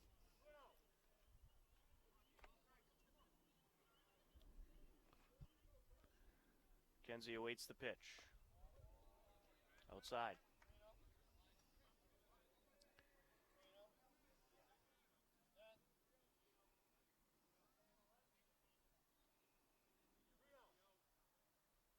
3-0 is the count. And there's a strike. Well, according to Wikipedia, home plate is in fair territory. But other than that, it's just the same as the ground. Line up and the pitch.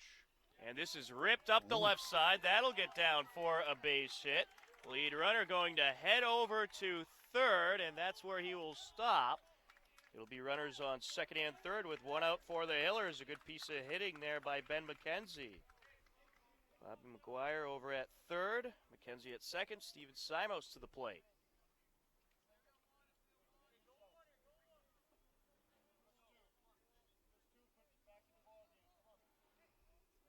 Stevie Simos hit that long home run his last time up.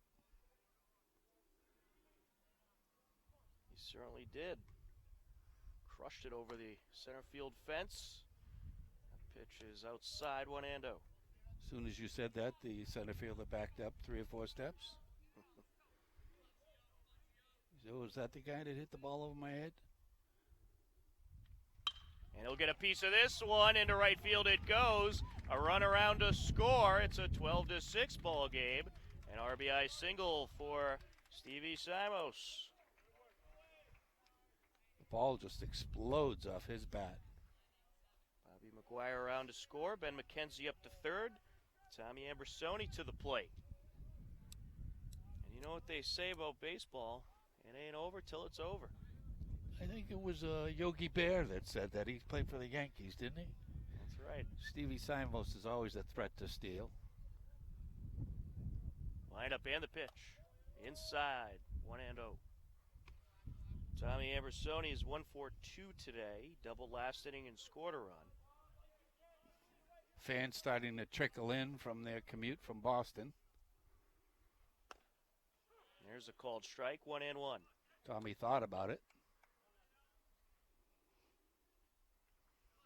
Runners on first and third for the Hillers. One out. A run has scored to make it a 12-6 ball game in favor of Westwood. That pitch just outside, 2-1.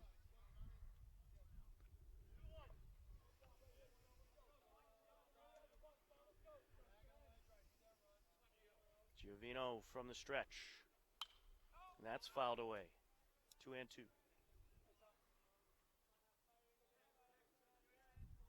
It's 5:31 in Boston, Tom. It's been a long game so far.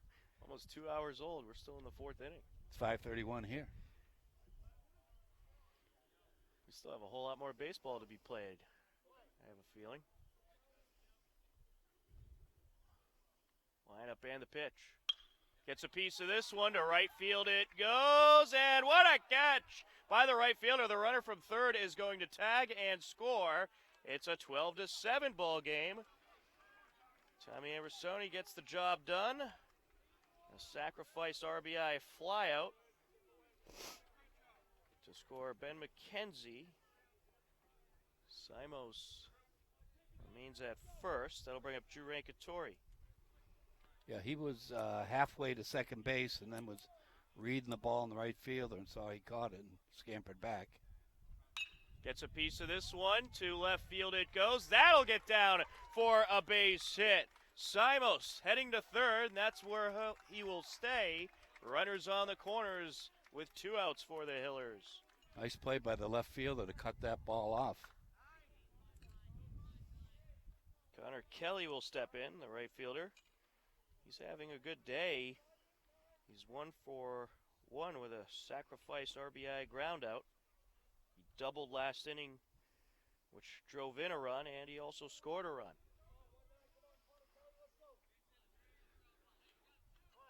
Well, things starting to get interesting once again here.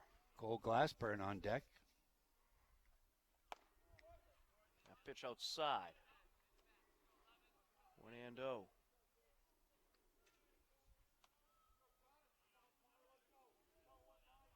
Looks like we have some little leaguers hoping to use this field soon, but this game's not quite over yet, as that's fouled away.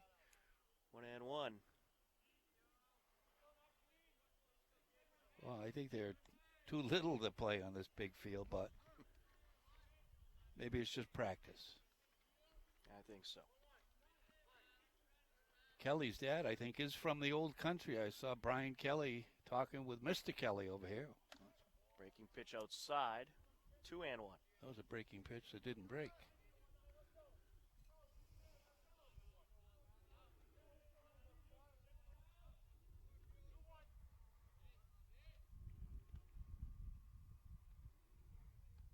Line up and the pitch. Kelly gets a piece of this one to left field. It goes over the head of the left fielder.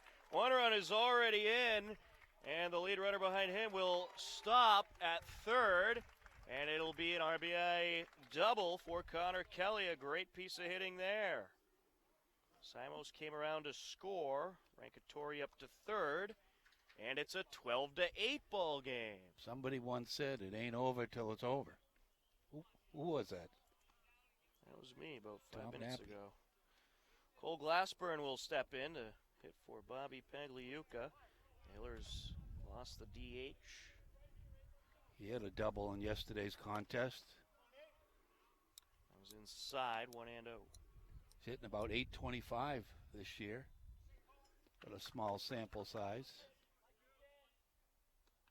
He was hitting a 750 heading into the week, 3 for 6. That's fouled off the catcher.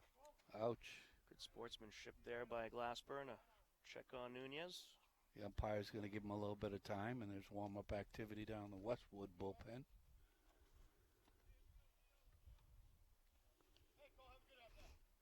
Well, I'd say things maybe starting to get a little too close for comfort for Westwood.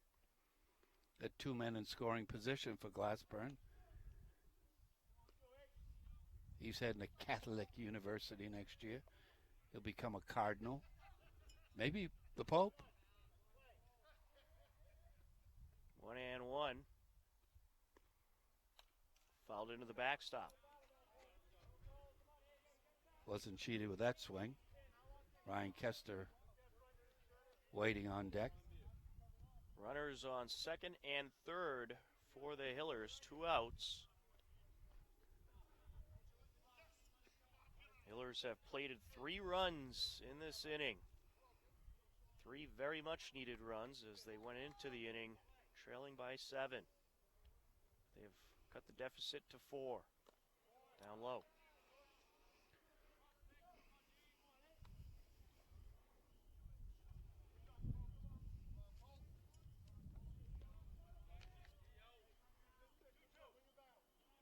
The lefty awaits the pitch. And he will hit this one high in the air. That's going to head over to shallow center field and be caught by the shortstop. And that'll retire the side in the bottom of the 4th. But the Hillers plate 3 runs in the inning. And it's a 12-8 Westwood lead as we head to the top of the 5th on HCAM.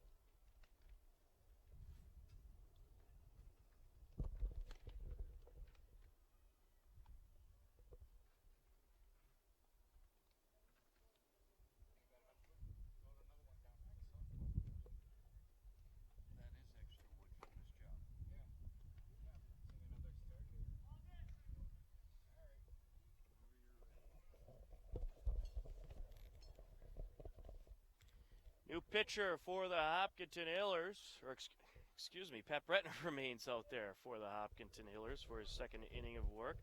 I'm just getting so used to new pitchers coming into this game, Larry. Top of the fifth inning, due up for Westwood is 5, 6, and 7. Cal Guarino, Ryan Shea, and Cam Dayton. As Guarino will step in, he's 1 for 3 so far at the plate. He had an RBI single in the fourth as part of an 8-run Westwood inning. A 12-8 Westwood lead. The Hillers responded with 3 runs of their own in the bottom of the fourth. And we have ourselves a ball game. 20 runs scored between the two. 12 plus 8.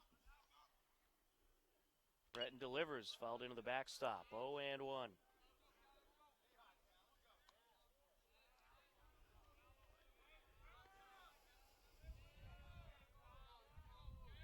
This game approaching the 2-hour mark. Line up and the pitch. Upstairs. 1-1.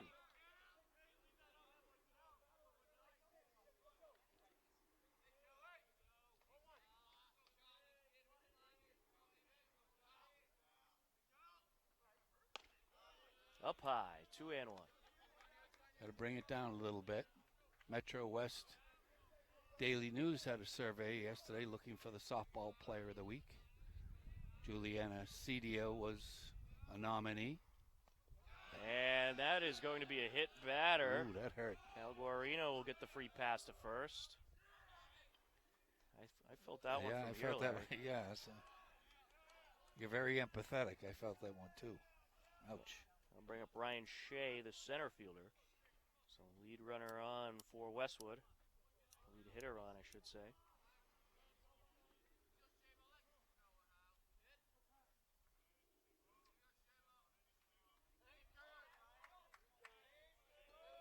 Up next, Cam Dayton. Ryan Shea so far is 1 for 2 with a walk and a run scored. Checking at first, runner back safe. That was an I know you're there throw. Wasn't his best pickoff move. At least I hope not. Breton from the stretch. Down low.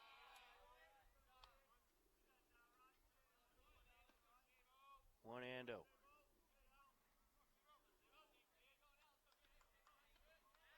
Checking at first, and the runner slides back just safe. I think it hit him. I think it did. I got hit in the back, and then he got hit somewhere in the legs. He's getting beat up over there. That was a good pickoff throw there. Breton set to deal. Up high. 2-0. That's where he's been. He's been high.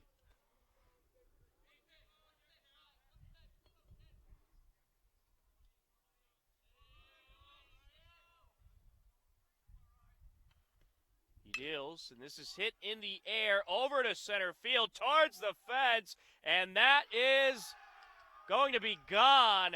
A 2-run homer. It's a 14-8 Westwood lead as Ryan Shea goes yard. Again, that looked like that was going to be caught, and it just carried and carried and carried.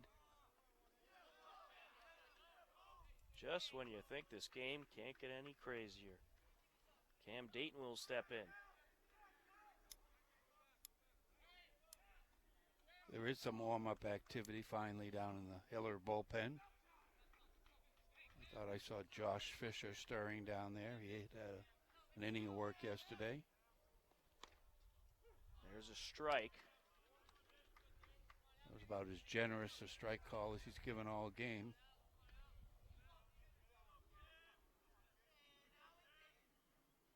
The 0-1. Hit high in the air. It's going to go towards center field, and it will be caught by the right fielder, who was able to range way to his left to make the catch. Out number 1. Nicely done by Kelly. I think they got lost up in by the sun. Going to be a replacement for Cole Glassburn. Dan DeLaurie will step in, the left fielder.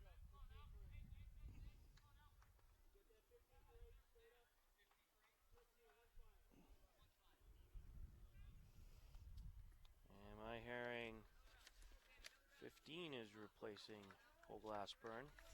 That is Chase Doherty. Ty Doherty's brother. So Chase Doherty enters the game for the Hillers. Takes over at second base. At this point, I think Coach Simos wants to get as many players into the game as he can.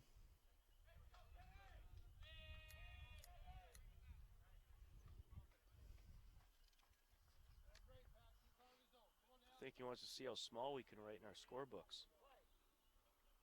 Chase Doherty, junior.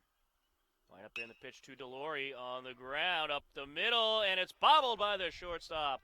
He will be safe at first.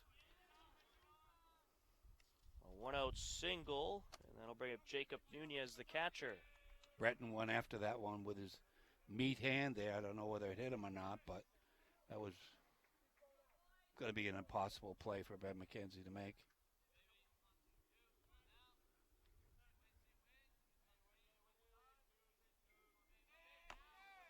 He squares the bunt, pulls it back, and takes ball one. A 14-8 Westwood lead here in the top of the fifth.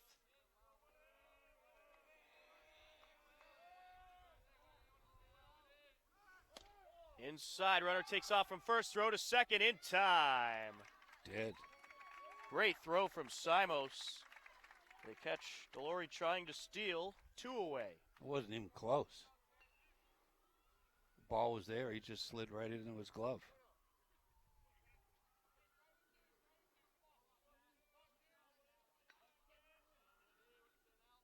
Line up in the pitch. And there for a strike.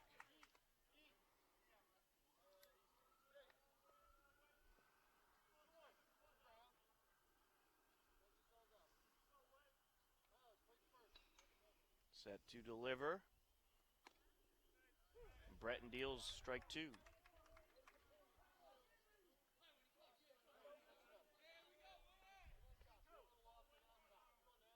Breton to the set. Line up and the pitch. Down low. Good block by Stevie. A 1-2 count on Nunez, who is 1 for 3 today. Singled and scored a run last inning, which seems like a decade ago at this point. At least a decade. Up high. And he's going to draw the walk. 2-out walk. I'll bring up John Hannon. He's been up, what, for 4 or 5 times today? This will be his 5th plate appearance. Mm. Ryan Shea hit a 2-run homer for Westwood this inning to put the Wolverines on top by 6. Line up and the pitch. And this is ripped up the left side, but foul. I think there's 2 Little League teams down there. They must have been having a planned scrimmage, but they're not going to get on the field for, well, maybe another half hour, 45 minutes or so. Yellers have the last chance at the Wolverines. The 0-1. Down low, gets away from Simos. And the runner at first, Nunez, advances on the wild pitch.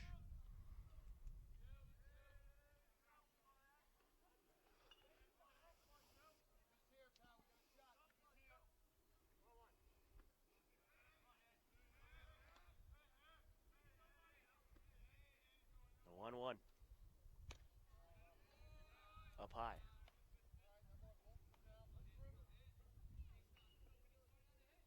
Coach Simon still coaching, giving some encouragement to Breton. Swing and a tip for strike 2. Well, with the way the Hillers are hitting today, I don't think this game's quite over yet. Might not be. Wolverines had some warm-up activity in their bullpen. Down low. Stevie's earning his pay behind the plate.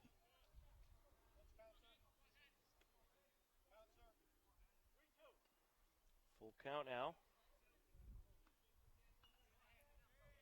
On Hanlon, who's having a good day at the plate.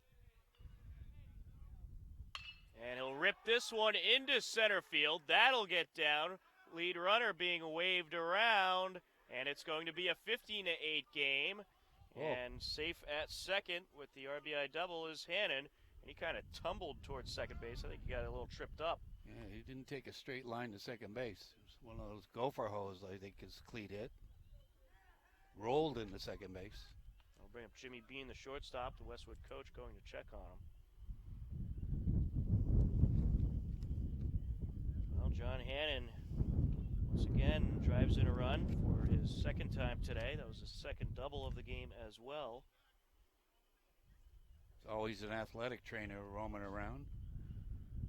He's 2 for 3 on the day with a pair of walks. Jimmy Bean, who's stepping in right now, is 2 for 3 with a walk. Hoping to add some insurance for the Wolverines, or maybe put this game closer to mercy contention. That's a thought.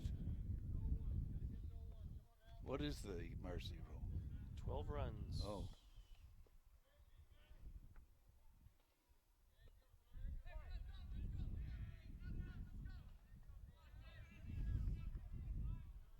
Line up and the pitch. All the way.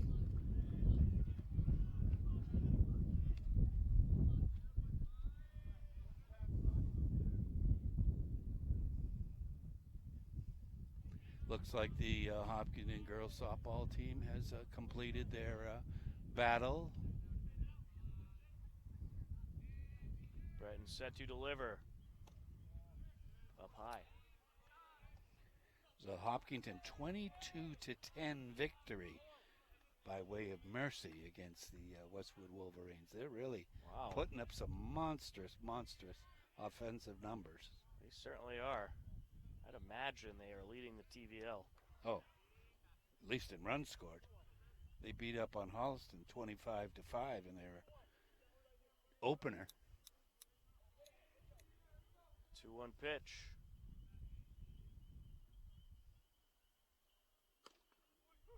In there for a strike.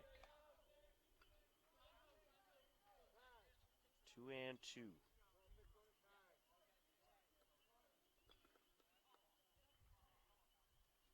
Time called by the umpire. I think we're going to have a pinch runner here for Westwood. Yeah. He looked like he was limping from that roll into second base. Hannon a little shooken up. He had a good day. Certainly did. Coming in a pinch run is going to be Eamon Doherty.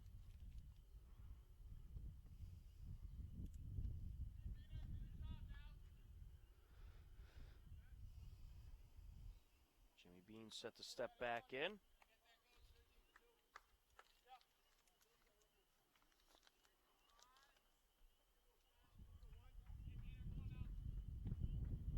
The umpire getting everything squared away. He's earning his money today. Certainly is. 2-2 count.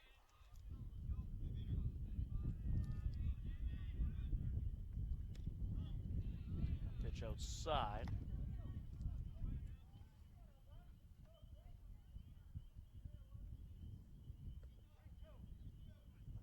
Well, Westwood will be back in action tomorrow against Dover Sherborne.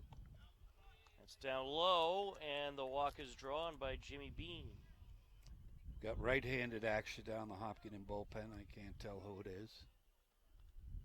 Shane Cronin will step in.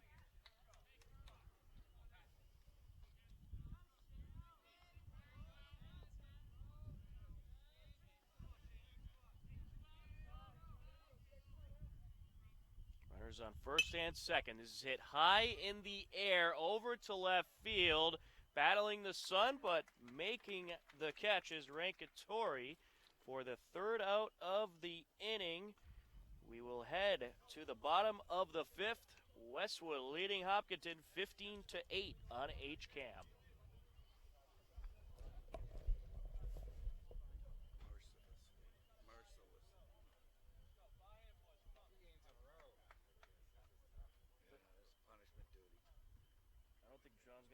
here for baseball anymore. They usually aren't like this. Really? Yeah. Yesterday was a horrible anomaly. I've never seen anything like that. It's only when Larry's at the game they're like this. 16 is now in the game. Shadows creeping in. Coach. Fourth pitcher of the game.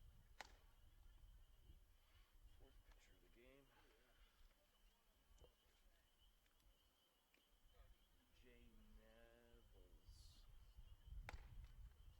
He's got a lively arm. I'm not even See if he gets it over the plate. gonna bother with pitching stats. How long did Cronin last in the third? Whatever,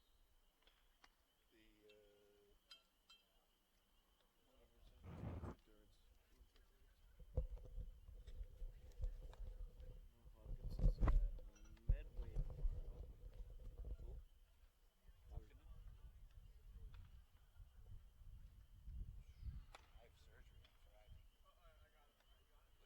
on Friday, which I'm really looking forward to. I'm sure you are. No, I want to get put to sleep bad. It's the best sleep you ever have. I'll pay extra if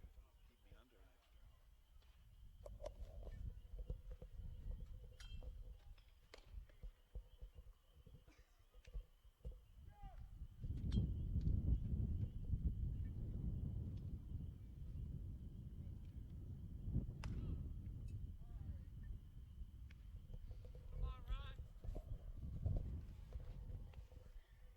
Bottom of the fifth inning, due up for the Hillers. 8, 9, and 1. Ryan Kester to start things off. Alex Barker Hook after him, and then Pat Breton. New pitcher for Westwood. Fourth pitcher of the game for the Wolverines. E.J. Nevels into the game. Try to close things out. E.J. Nevels. And there's strike one. That's a baseball name for you. A lot of legs out there. He's going to throw a lot of arms and a lot of legs. He's a lanky right-hander. Outside, 1-1.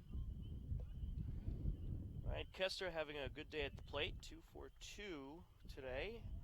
Pair of singles and a run batted in.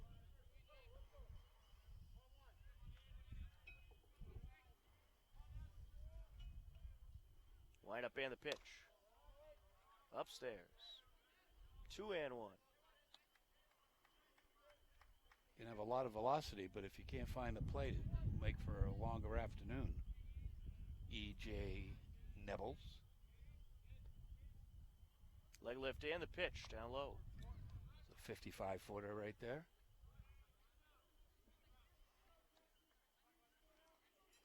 He may be a little amped up. Might be an underclassman.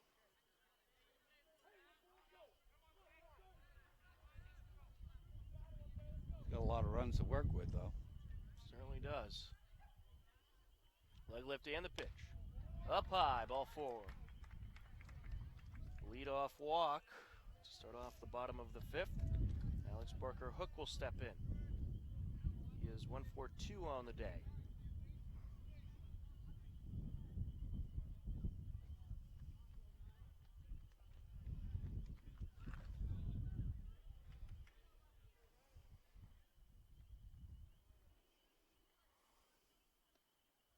Wind up and the pitch. Fouled into the backstop. 0-1.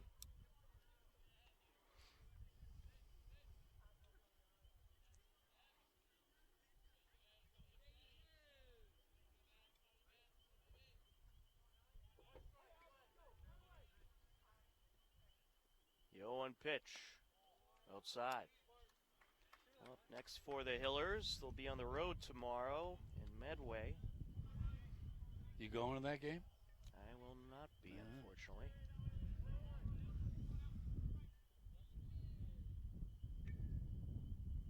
Wind up and the pitch. And this is up the left side. That'll get through the gap. Lead runner going to be stopped at second.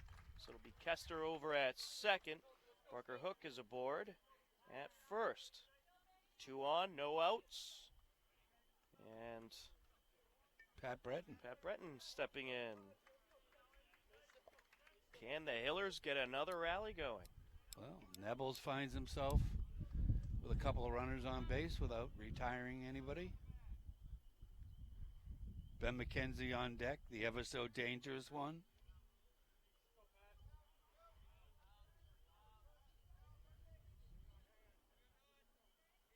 Is it me, or is it getting a little bit more crowded here? I think it is. People at home must have been watching the game, so let's get out of the park and watch it live. Yeah, still a good hour left. There's a strike.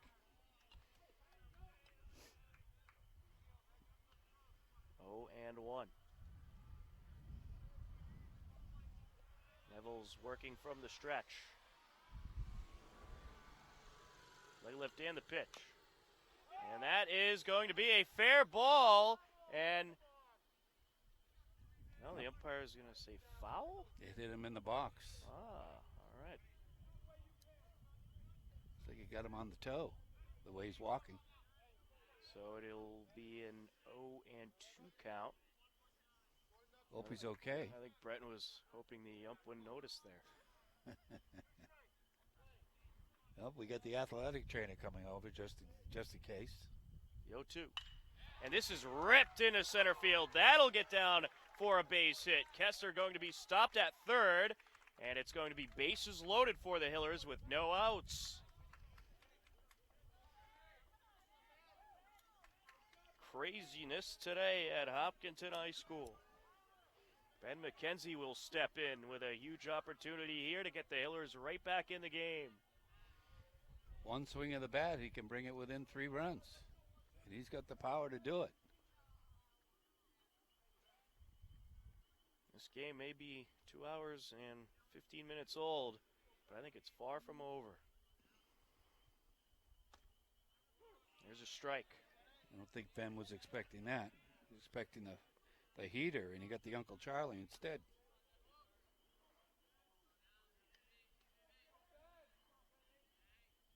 Line up and the pitch. And McKenzie gets a piece of this one. Over to left center it goes. Past the dive of the center fielder. Kester comes around to score. And the runner behind him going to be stopped at third. But now they got him in a pickle, so they're going to send him. He slides in. He's tagged out at the plate. But 1 run does score for the Hillers. An RBI single for McKenzie. He advances on the throw in. Barker Hook was thrown out trying to score. And up to third is Breton. Well, they can't challenge now, but Coach McKenzie did touch the runner coming around third base, so. That'll bring up Steven Simos. It's a 15-9 ball game. And this is exactly who you want at the plate if you're the Hillers. 2-4-3 today. An RBI single last inning, a home run in the third. He grounded out in the first. He's maybe a triple short of a cycle. Maybe. Well, he needs the double and the triple. Ah. Line up and the pitch. Gets a piece of this one, and it is caught by the second baseman. 2 away. Not what he wanted to do. Certainly not. I think he was hoping to golf that one right over the head of the second baseman.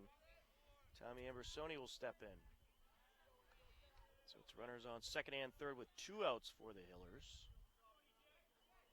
Ambersoni's had a good day so far. Sacrifice RBI ground out, as well as a double. And a run scored. That pitch down low. Drew Rankatori waiting on deck in case Ambrosino gets on, plates a couple of runs, hopefully. The 1-0. Oh. Chin music. Yes, sir. 2-0.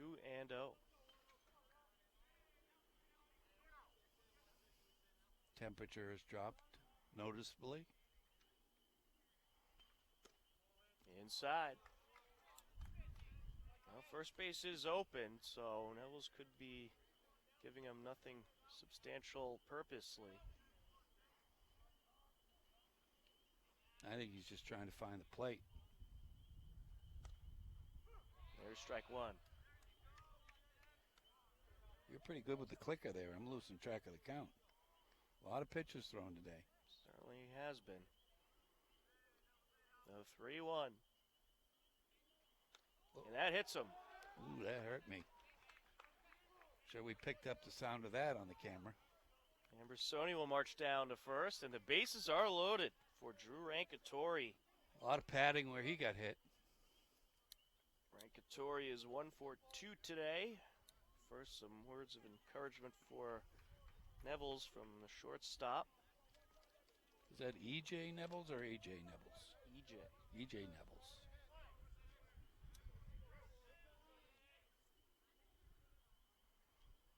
Lineup and the pitch. Down low.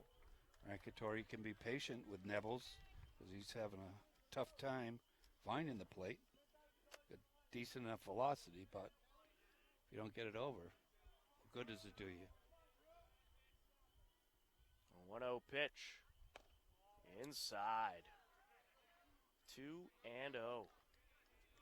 Drew Rankatori, a member of the post-77 American Legion team out of Ashland last year. Nevels delivers outside. Oh, not even close. I thought that one was going to come for John. Tom Nappi, Sacklad on the call for this long Hiller baseball game. John Ritz on camera. It's been a action-packed game, though. 15-9 Westwood lead here in the bottom of the fifth. Bullpen activity for the Wolverines. Hillers with the bases loaded with 2 outs, and that pitch is up high, and a run will score. Hillers are now in double digits. And what was the score of the girls' game? 20-something? Breton comes around to score. McKenzie up to third. Ambersoni up to second. It's a 15-10 ball game. Connor Kelly, the right fielder, will step in. And there is now warm-up action for the Westwood Wolverines, as the Hillers once again threatening to hop back into this ball game. Looks like Dylan Paulin is getting loose, or Dylan Perlanes, excuse me. Well, Nevels ought to stop nibbling. Throw the ball in the strike zone. Pitch to Connor Kelly down low. Nice stop by the catcher. Nunez. It's been a rough day for the pitchers today. Hillers keep battling. Lineup and the pitch. There's a strike, 1-1. Kelly had a gapper last at bat in left center field, Yeah, he's showing off his power. There's a pair of doubles today, a sacrifice RBI groundout, and a run scored. And he'll get a piece of this one up the middle, picked up by the shortstop, throw to second, and they will get the force out to retire the side. But the Hillers plate 3 runs in the inning, and it's a 15-10 ball game as we head to the top of the 6th on HCAM.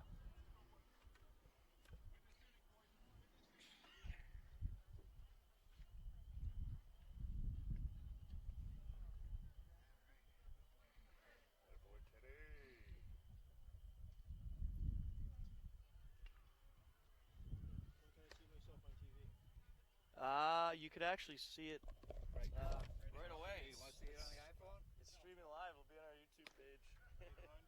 We'll give you the YouTube page. We're going out live, but as soon as the game's over, it's available. Okay. HCAM's YouTube. You look good. Call a few I was more. going to say, we're getting your best side. Oh, it was only 2 runs that inning, right? Yeah, he was thrown out. What am I?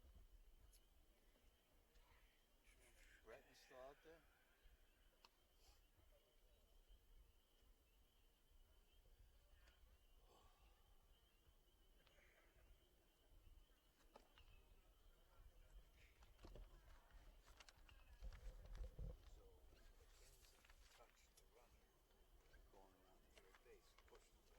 Oh, really? Nobody from Westwood saw it.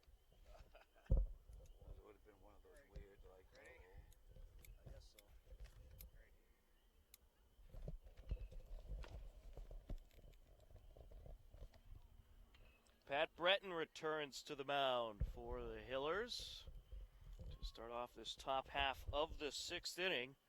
It's been a wild game here at Hopkinton High School today. A 15-10 Westwood lead. Hillers still have 2 more chances to get back in the game. Stepping in for the Wolverines is Mike Giovino. He's hitting in the spot of Kevin McDonald, the first baseman. And he'll get a piece of this one. And that is going to land on the grass. And Giovino will reach safely. A lot of blood on that ball. No, Breton didn't move to cover first base. He was sort of looking at that ball spinning, and Barker Hook was looking at the ball. Chase Doherty was looking at the ball. It was just an awkwardly hit ball. As Cal Guarino steps in. And he'll rip this one up the left side, bobbled by Kester, but he regains control, throws the second, gets the lead runner. 1 away. Guarino reaches on the 5-4 force out. And he'll bring up Brian Shea, the center fielder. Kester, I don't know why he hesitated. Should have went right to second with that ball. He looked to first and then threw to second. Well, we got 1 out very quickly. Pick over, safe. Not a bad move. Well, Breton maybe has settled down a little bit. I think Coach Simos is going to ride him out. Line up in the pitch. Fouled away into the catcher's glove, 0-1. He's not too happy. That ball probably looked like a watermelon coming in. Right about eye high.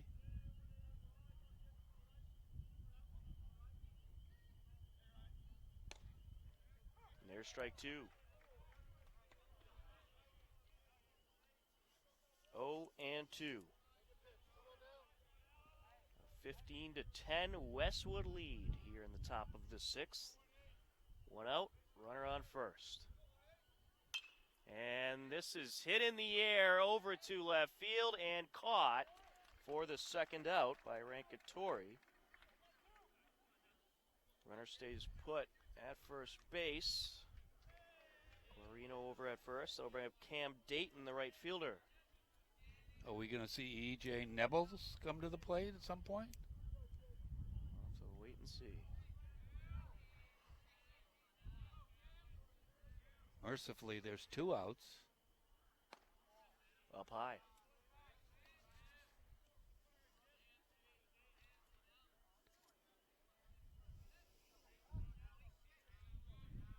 Set to deliver. In there for a strike. 1-1. You crowd the plate, that's kind of what happens to you. He's got his hands hanging right over the plate. From the stretch. Strike 2. 1-2 count on Cam Dayton. His back foot looks like it's almost even out of the batter's box. Or what was the line demarking the batter's box. Breton set to deliver. Up high. Coach Simos still coaching, even though he's down by 5 with 2 attempts at the plate left. He's still coaching. Wants Breton to compete. The 2-2. Upstairs. Full count. Win the battle here.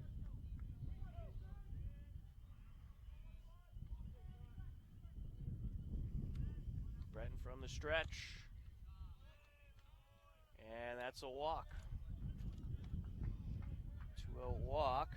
2 on for Westwood. Dan DeLory, the left fielder, will step in. I think everybody in the Westwood lineup's had a hit today. Or certainly been on base. And that is inside. And both runners will advance as it gets by Simos, a wild pitch. So now it's runners on second and third for Westwood with 2 outs. One thing about the new brick wall that was built last year, you can get a nice true bounce off of it if it gets behind you.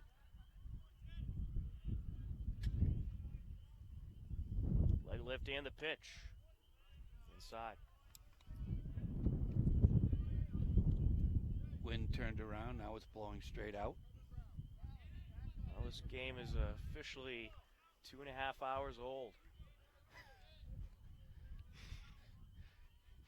Breton deals. Oh, that looked Down good, low. that looked good.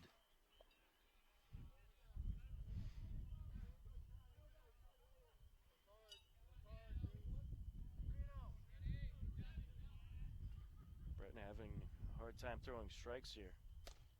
There's a strike. 3-1. The umpire wanted to know whether he could see this game on TV. He'll see that he missed that previous pitch.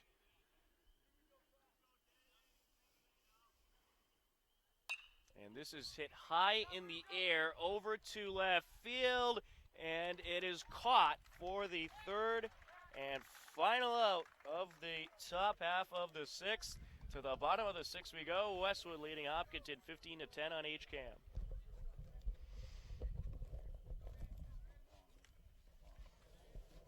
Erosion better give you some extra thing for this.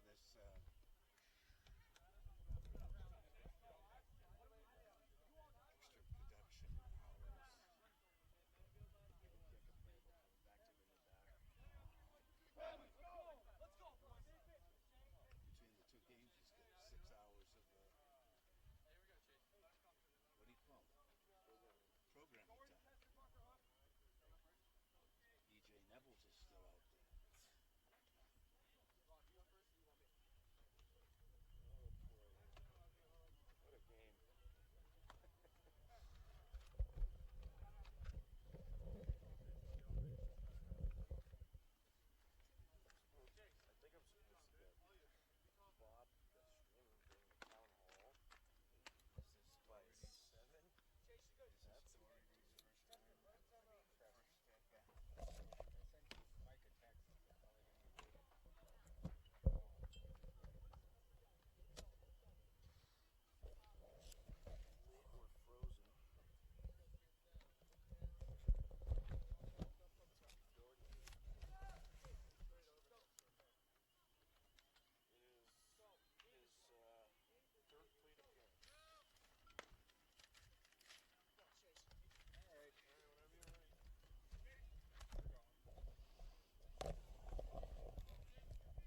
Bottom of the sixth inning, E.J. Neville's remains in the game on the mound for Westwood.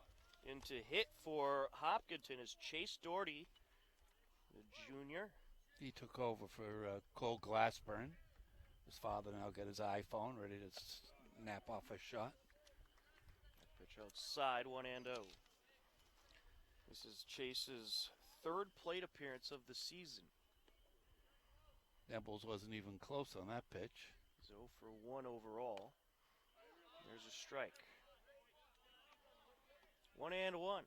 Warm-up activity in the Westwood bullpen. I might have said that's 5 or 6 times already today. 6, 7, and 8 hitters for the Hillers. Swing and a miss. Doherty, Kester, and Barker Hook.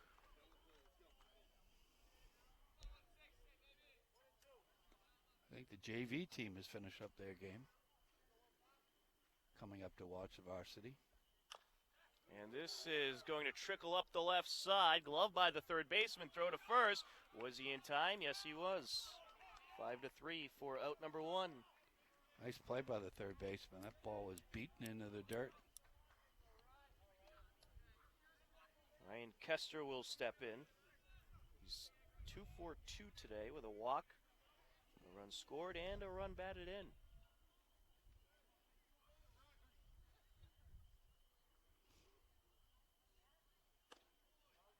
Takes a strike. I call that one a ball, a little bit outside. Oh. If I could read his body language. I thought he was signaling a strike. There's a ball.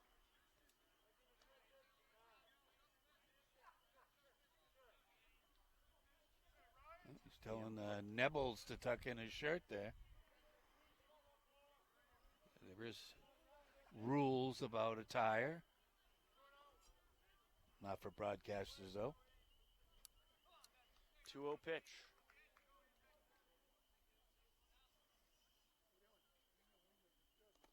Down low, 3-0. On deck, ABH, Alex Barker Hook. Well, if Kester reaches here, his on-base percentage in this game will be 1,000. That means he's got on every single time? That's right. Right, all right. And he will reach his second walk of the game. A 1-out walk. Alex Barker Hook will step in. And will we see a new pitcher for Westwood? I think we will. E.J. Nebbles has seen his last batter. So we'll see the 5th pitcher of the game for the Westwood Wolverines, and we'll let you know who that is when we come back on HCAM.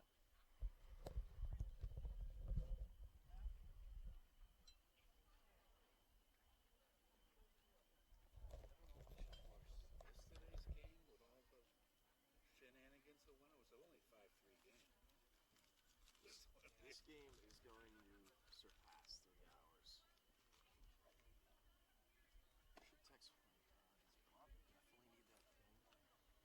Definitely need that thing. What, another battery? No, he needs the live stream.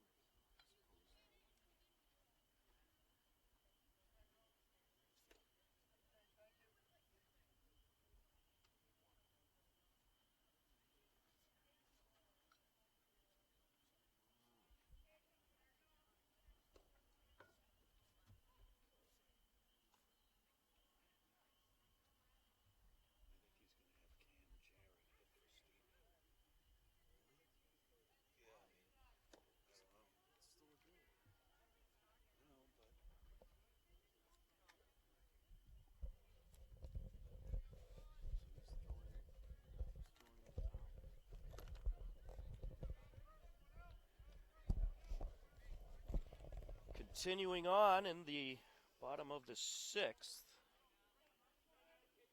New pitcher out there for Westwood. It is Jake Pfaff. 5th pitcher of the game. As this is hit into right field, that'll get down for a base hit. And the lead runner going to head over to third as the right fielder had some trouble with it. Now Kester thought about scoring his way back to third. It'll be runners on second and third with 1 out for the Hillers. Kester was being waved home, but the Westwood Wolverine team executed their cutoffs properly and finally held up by Brent McKenzie down there at third base. So a double for Alex Barker Hook. Now we have a pinch hitter for the Hillers. And that pitch is inside to Jarrett. Cam Jarrett in for Bobby McGuire. And there's a strike, 1-1. Ben McKenzie waiting on deck. Jarrett played right field yesterday. The 1-1. There's a strike. A little quick pitch action there from the Westwood pitcher. Didn't come to the set. He just went right home with it. 1-2. Pfaff set to deal. And this is foul up the right side. Very defensive swing. Ben McKenzie due up next. The Hillers 2 on, 1 out. Trailing by 5. Couple of ducks out there. Base hit will bring them within 3. That's fouled away. Fought off that pitch.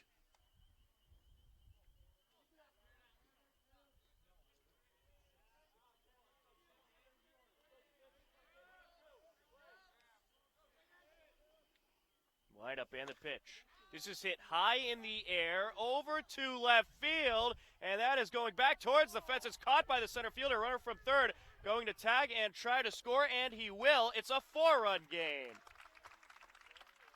A sacrifice RBI flyout for Cam Jarrett. It's the second out of the inning. Ryan Kester comes around. Alex Barker hook up to third. Ben McKenzie to the plate. We got people tuning in from Albany, New York to watch this battle. Rome, Italy, Albany, New York, Naples, Florida. They're tuning in all over the world. Going worldwide. There's a strike. Might be in the Guinness Book of World Records soon for longest game ever. Getting some really big ratings. Line up and the pitch. Ooh. Inside. 1-1 on McKenzie. A little tight. Well, McKenzie's had a good day at the plate. He's 2 for 4 overall. An RBI and a run scored. And he's got home run power. That pickup truck out there. And he'll hit this one high in the air to the right side. And it's dropped by the right fielder. And a run comes around to score. We're going to call that foul or fair? Oh, no, it's foul.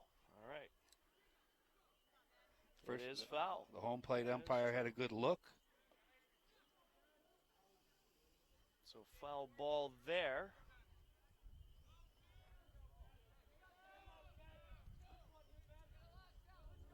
That was pretty close out there. The wind definitely toyed with that ball. That's inside. Pitcher wanted that. 2-2 is the count on McKenzie. Left fielder shading his eyes out there. And this is ripped up the left side, but foul. Fortunately for Alex Barker Hook, he was able to dance out of the way of that. We would have the athletic trainer out here. Steven Simos due up next.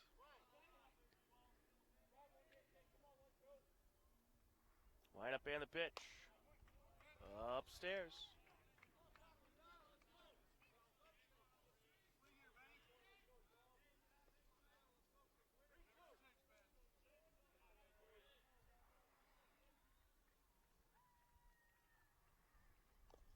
Down low, and McKenzie draws the walk. So with 2 outs and 2 on, Steven Simos stepping to the plate.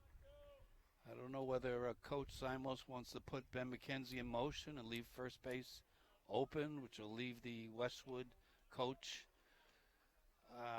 the chance to give Stevie Simos the 4-fingered salute, meaning a free pass down to first base. There's a ball inside to the lefty, Steven Simos. As Ben will be able to steal easy on a right-handed pitcher. Cronin holding Ben McKenzie on at first base. Stevie once again toying with the pitcher, decides to call time. And he's got that power. That's fouled away into the backstop. Good thing Nunez has a chest protector on her. He'd be in big trouble right now.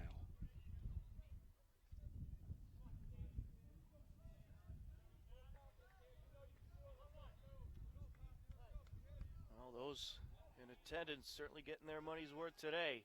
And that is going to hit Simos. That'll load up the bases. For the first time this year, after 14 times getting hit last year, he finally gets hit by a pitch. And guess what? The tying run is stepping to the plate. Tommy Ambrosoni. We're in the bottom of the 6th, a 15-11 Westwood lead. There's a strike. The Hillers have the bases loaded with 2 outs. They're playing Tommy to pull. Well, they are giving him a gap in right center field. Outside, 1-1. Good take, but it's awful close.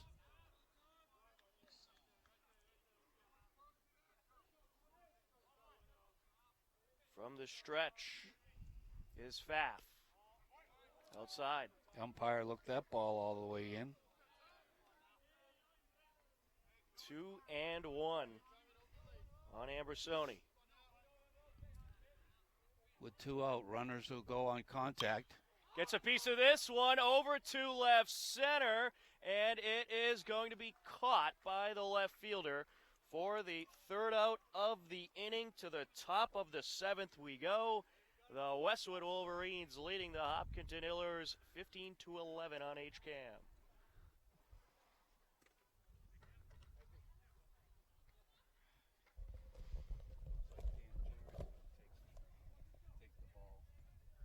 Oh, man. I definitely wish I brought my jacket now. You get a little bit of extra, you know.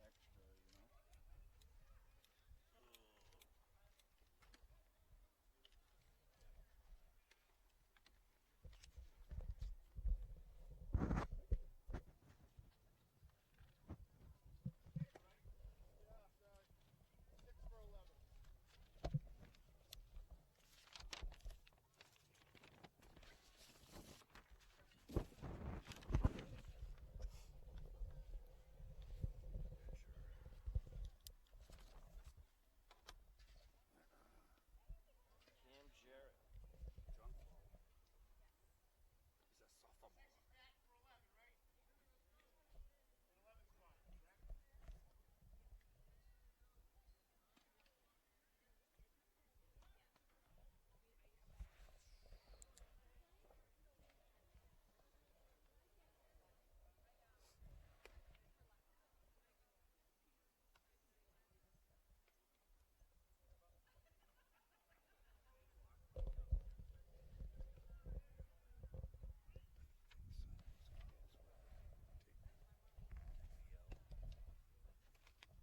Seems that way the way he's playing.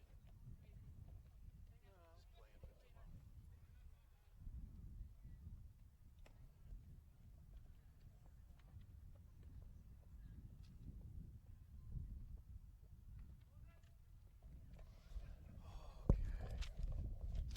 deep breath. Deep breath. Top of the 7th inning. 2 up for Westwood is the 9-1 and 2 hitters. Jacob Nunez will step in. Well, so far this game at the 2-hour and 45-minute mark. And a new pitcher for the Hopkinton Hillers, Cam Jarrett, is out there. If this were a 9-inning game, it'd probably be about 3 hours and 30. I'd say about 4 hours. There's warm-up activity down in the Westwood bullpen. We get a lanky lefty down there. Maybe come in and close out the game. This is what, Nunez at the plate? It is. Outside. His 5th or 6th time up. 1-0 is 5th plate appearance for Nunez. Inside. Nunez went for 3 on the day with a walk, 2 runs scored. Jarrett, a sophomore, has got a better than average fastball according to Coach Simos, and hits Nunez.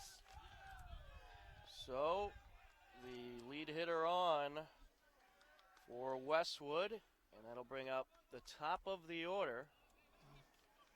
And it looks like we're going to have a pinch hitter here.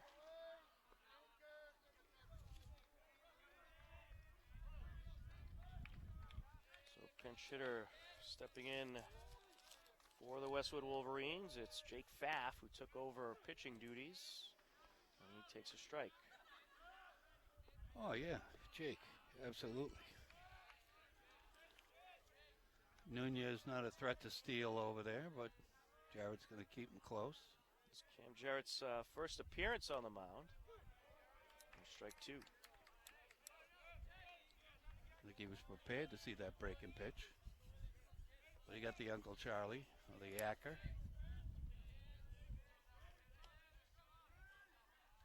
Checking at first, runner back. He's got pretty quick feet out there.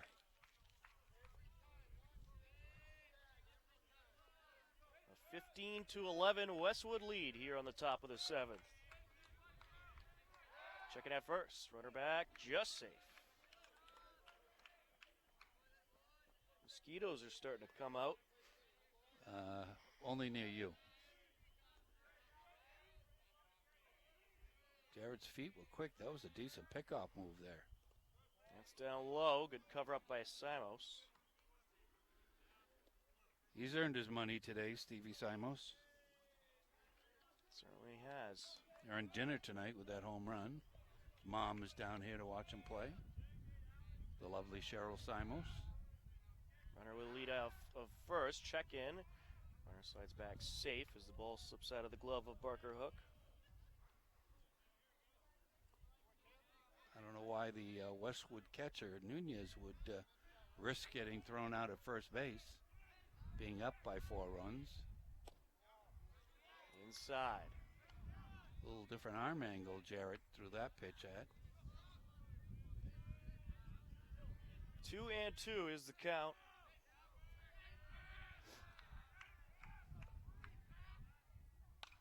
Hit high in the air, foul out of the reach of everybody.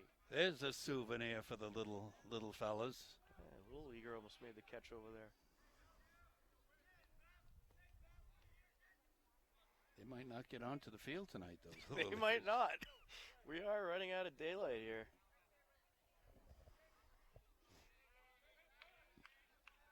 Checking out first.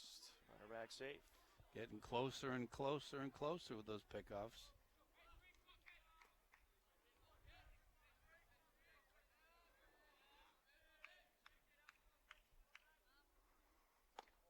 Upstairs.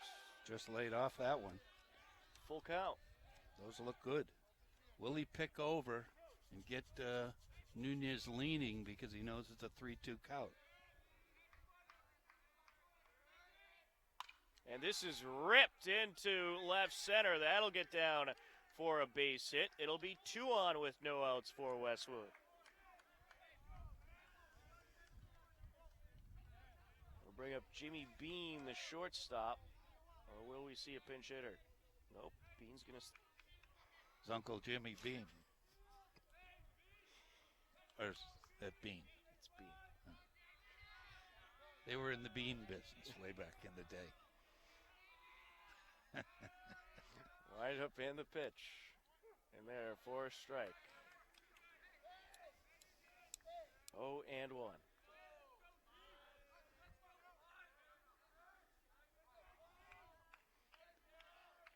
Now the Westwood bench is still animated, despite being a close to 3-hour game.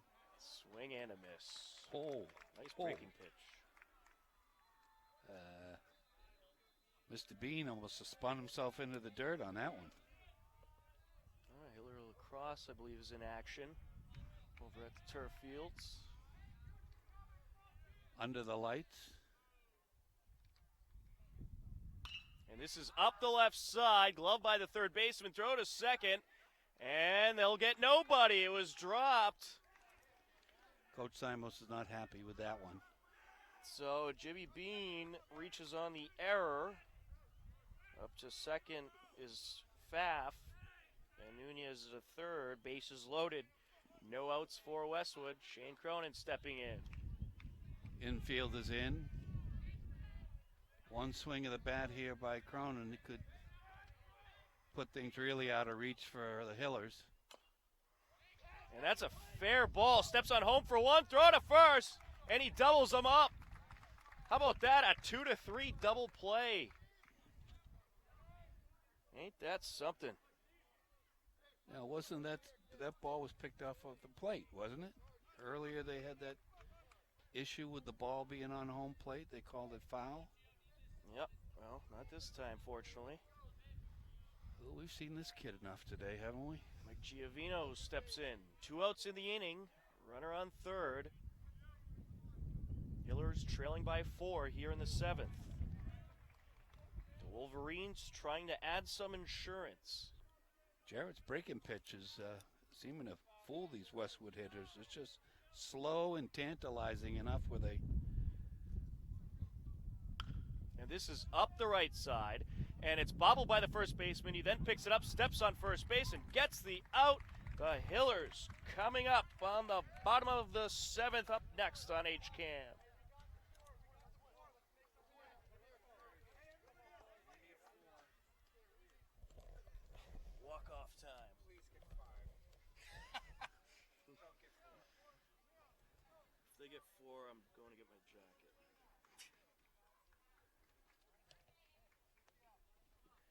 sun is about ready to set, looks like. Low in the sky, anyway. John is like, I am never volunteering for baseball ever again. I'll do softball. That's it. If this were a hockey game, this would be over by now, wouldn't it? Including intermission. Absolutely. 2 hockey games would have been over by now.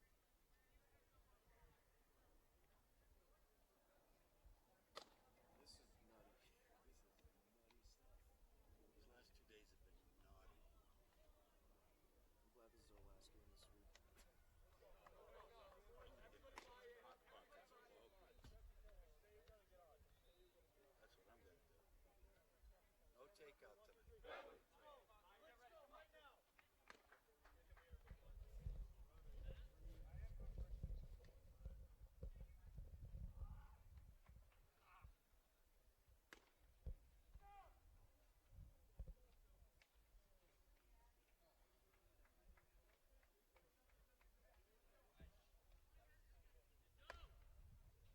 I'm glad this is our last game this week. Hot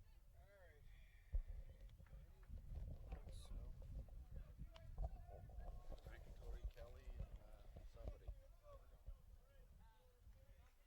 Bottom of the 7th inning, last chance for the Hillers. It's a 15-11 Westwood lead. Drew Rankatori stepping in for the Hillers. 4, 5, and 6 to up. Good part of the order to have up if you're Hopkinton. And this is fouled away, 0-1. Pfaff continues the pitching duties for Westwood. Westwood defensively is just going to be playing for the outs.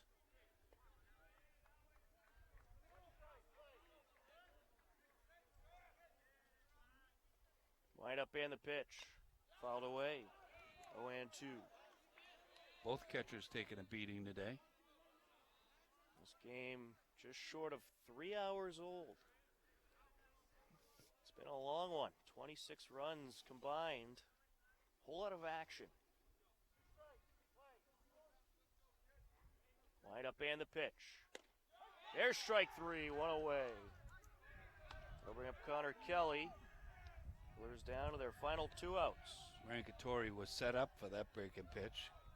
Threw him all fastballs and then put him on the bench with that backdoor curve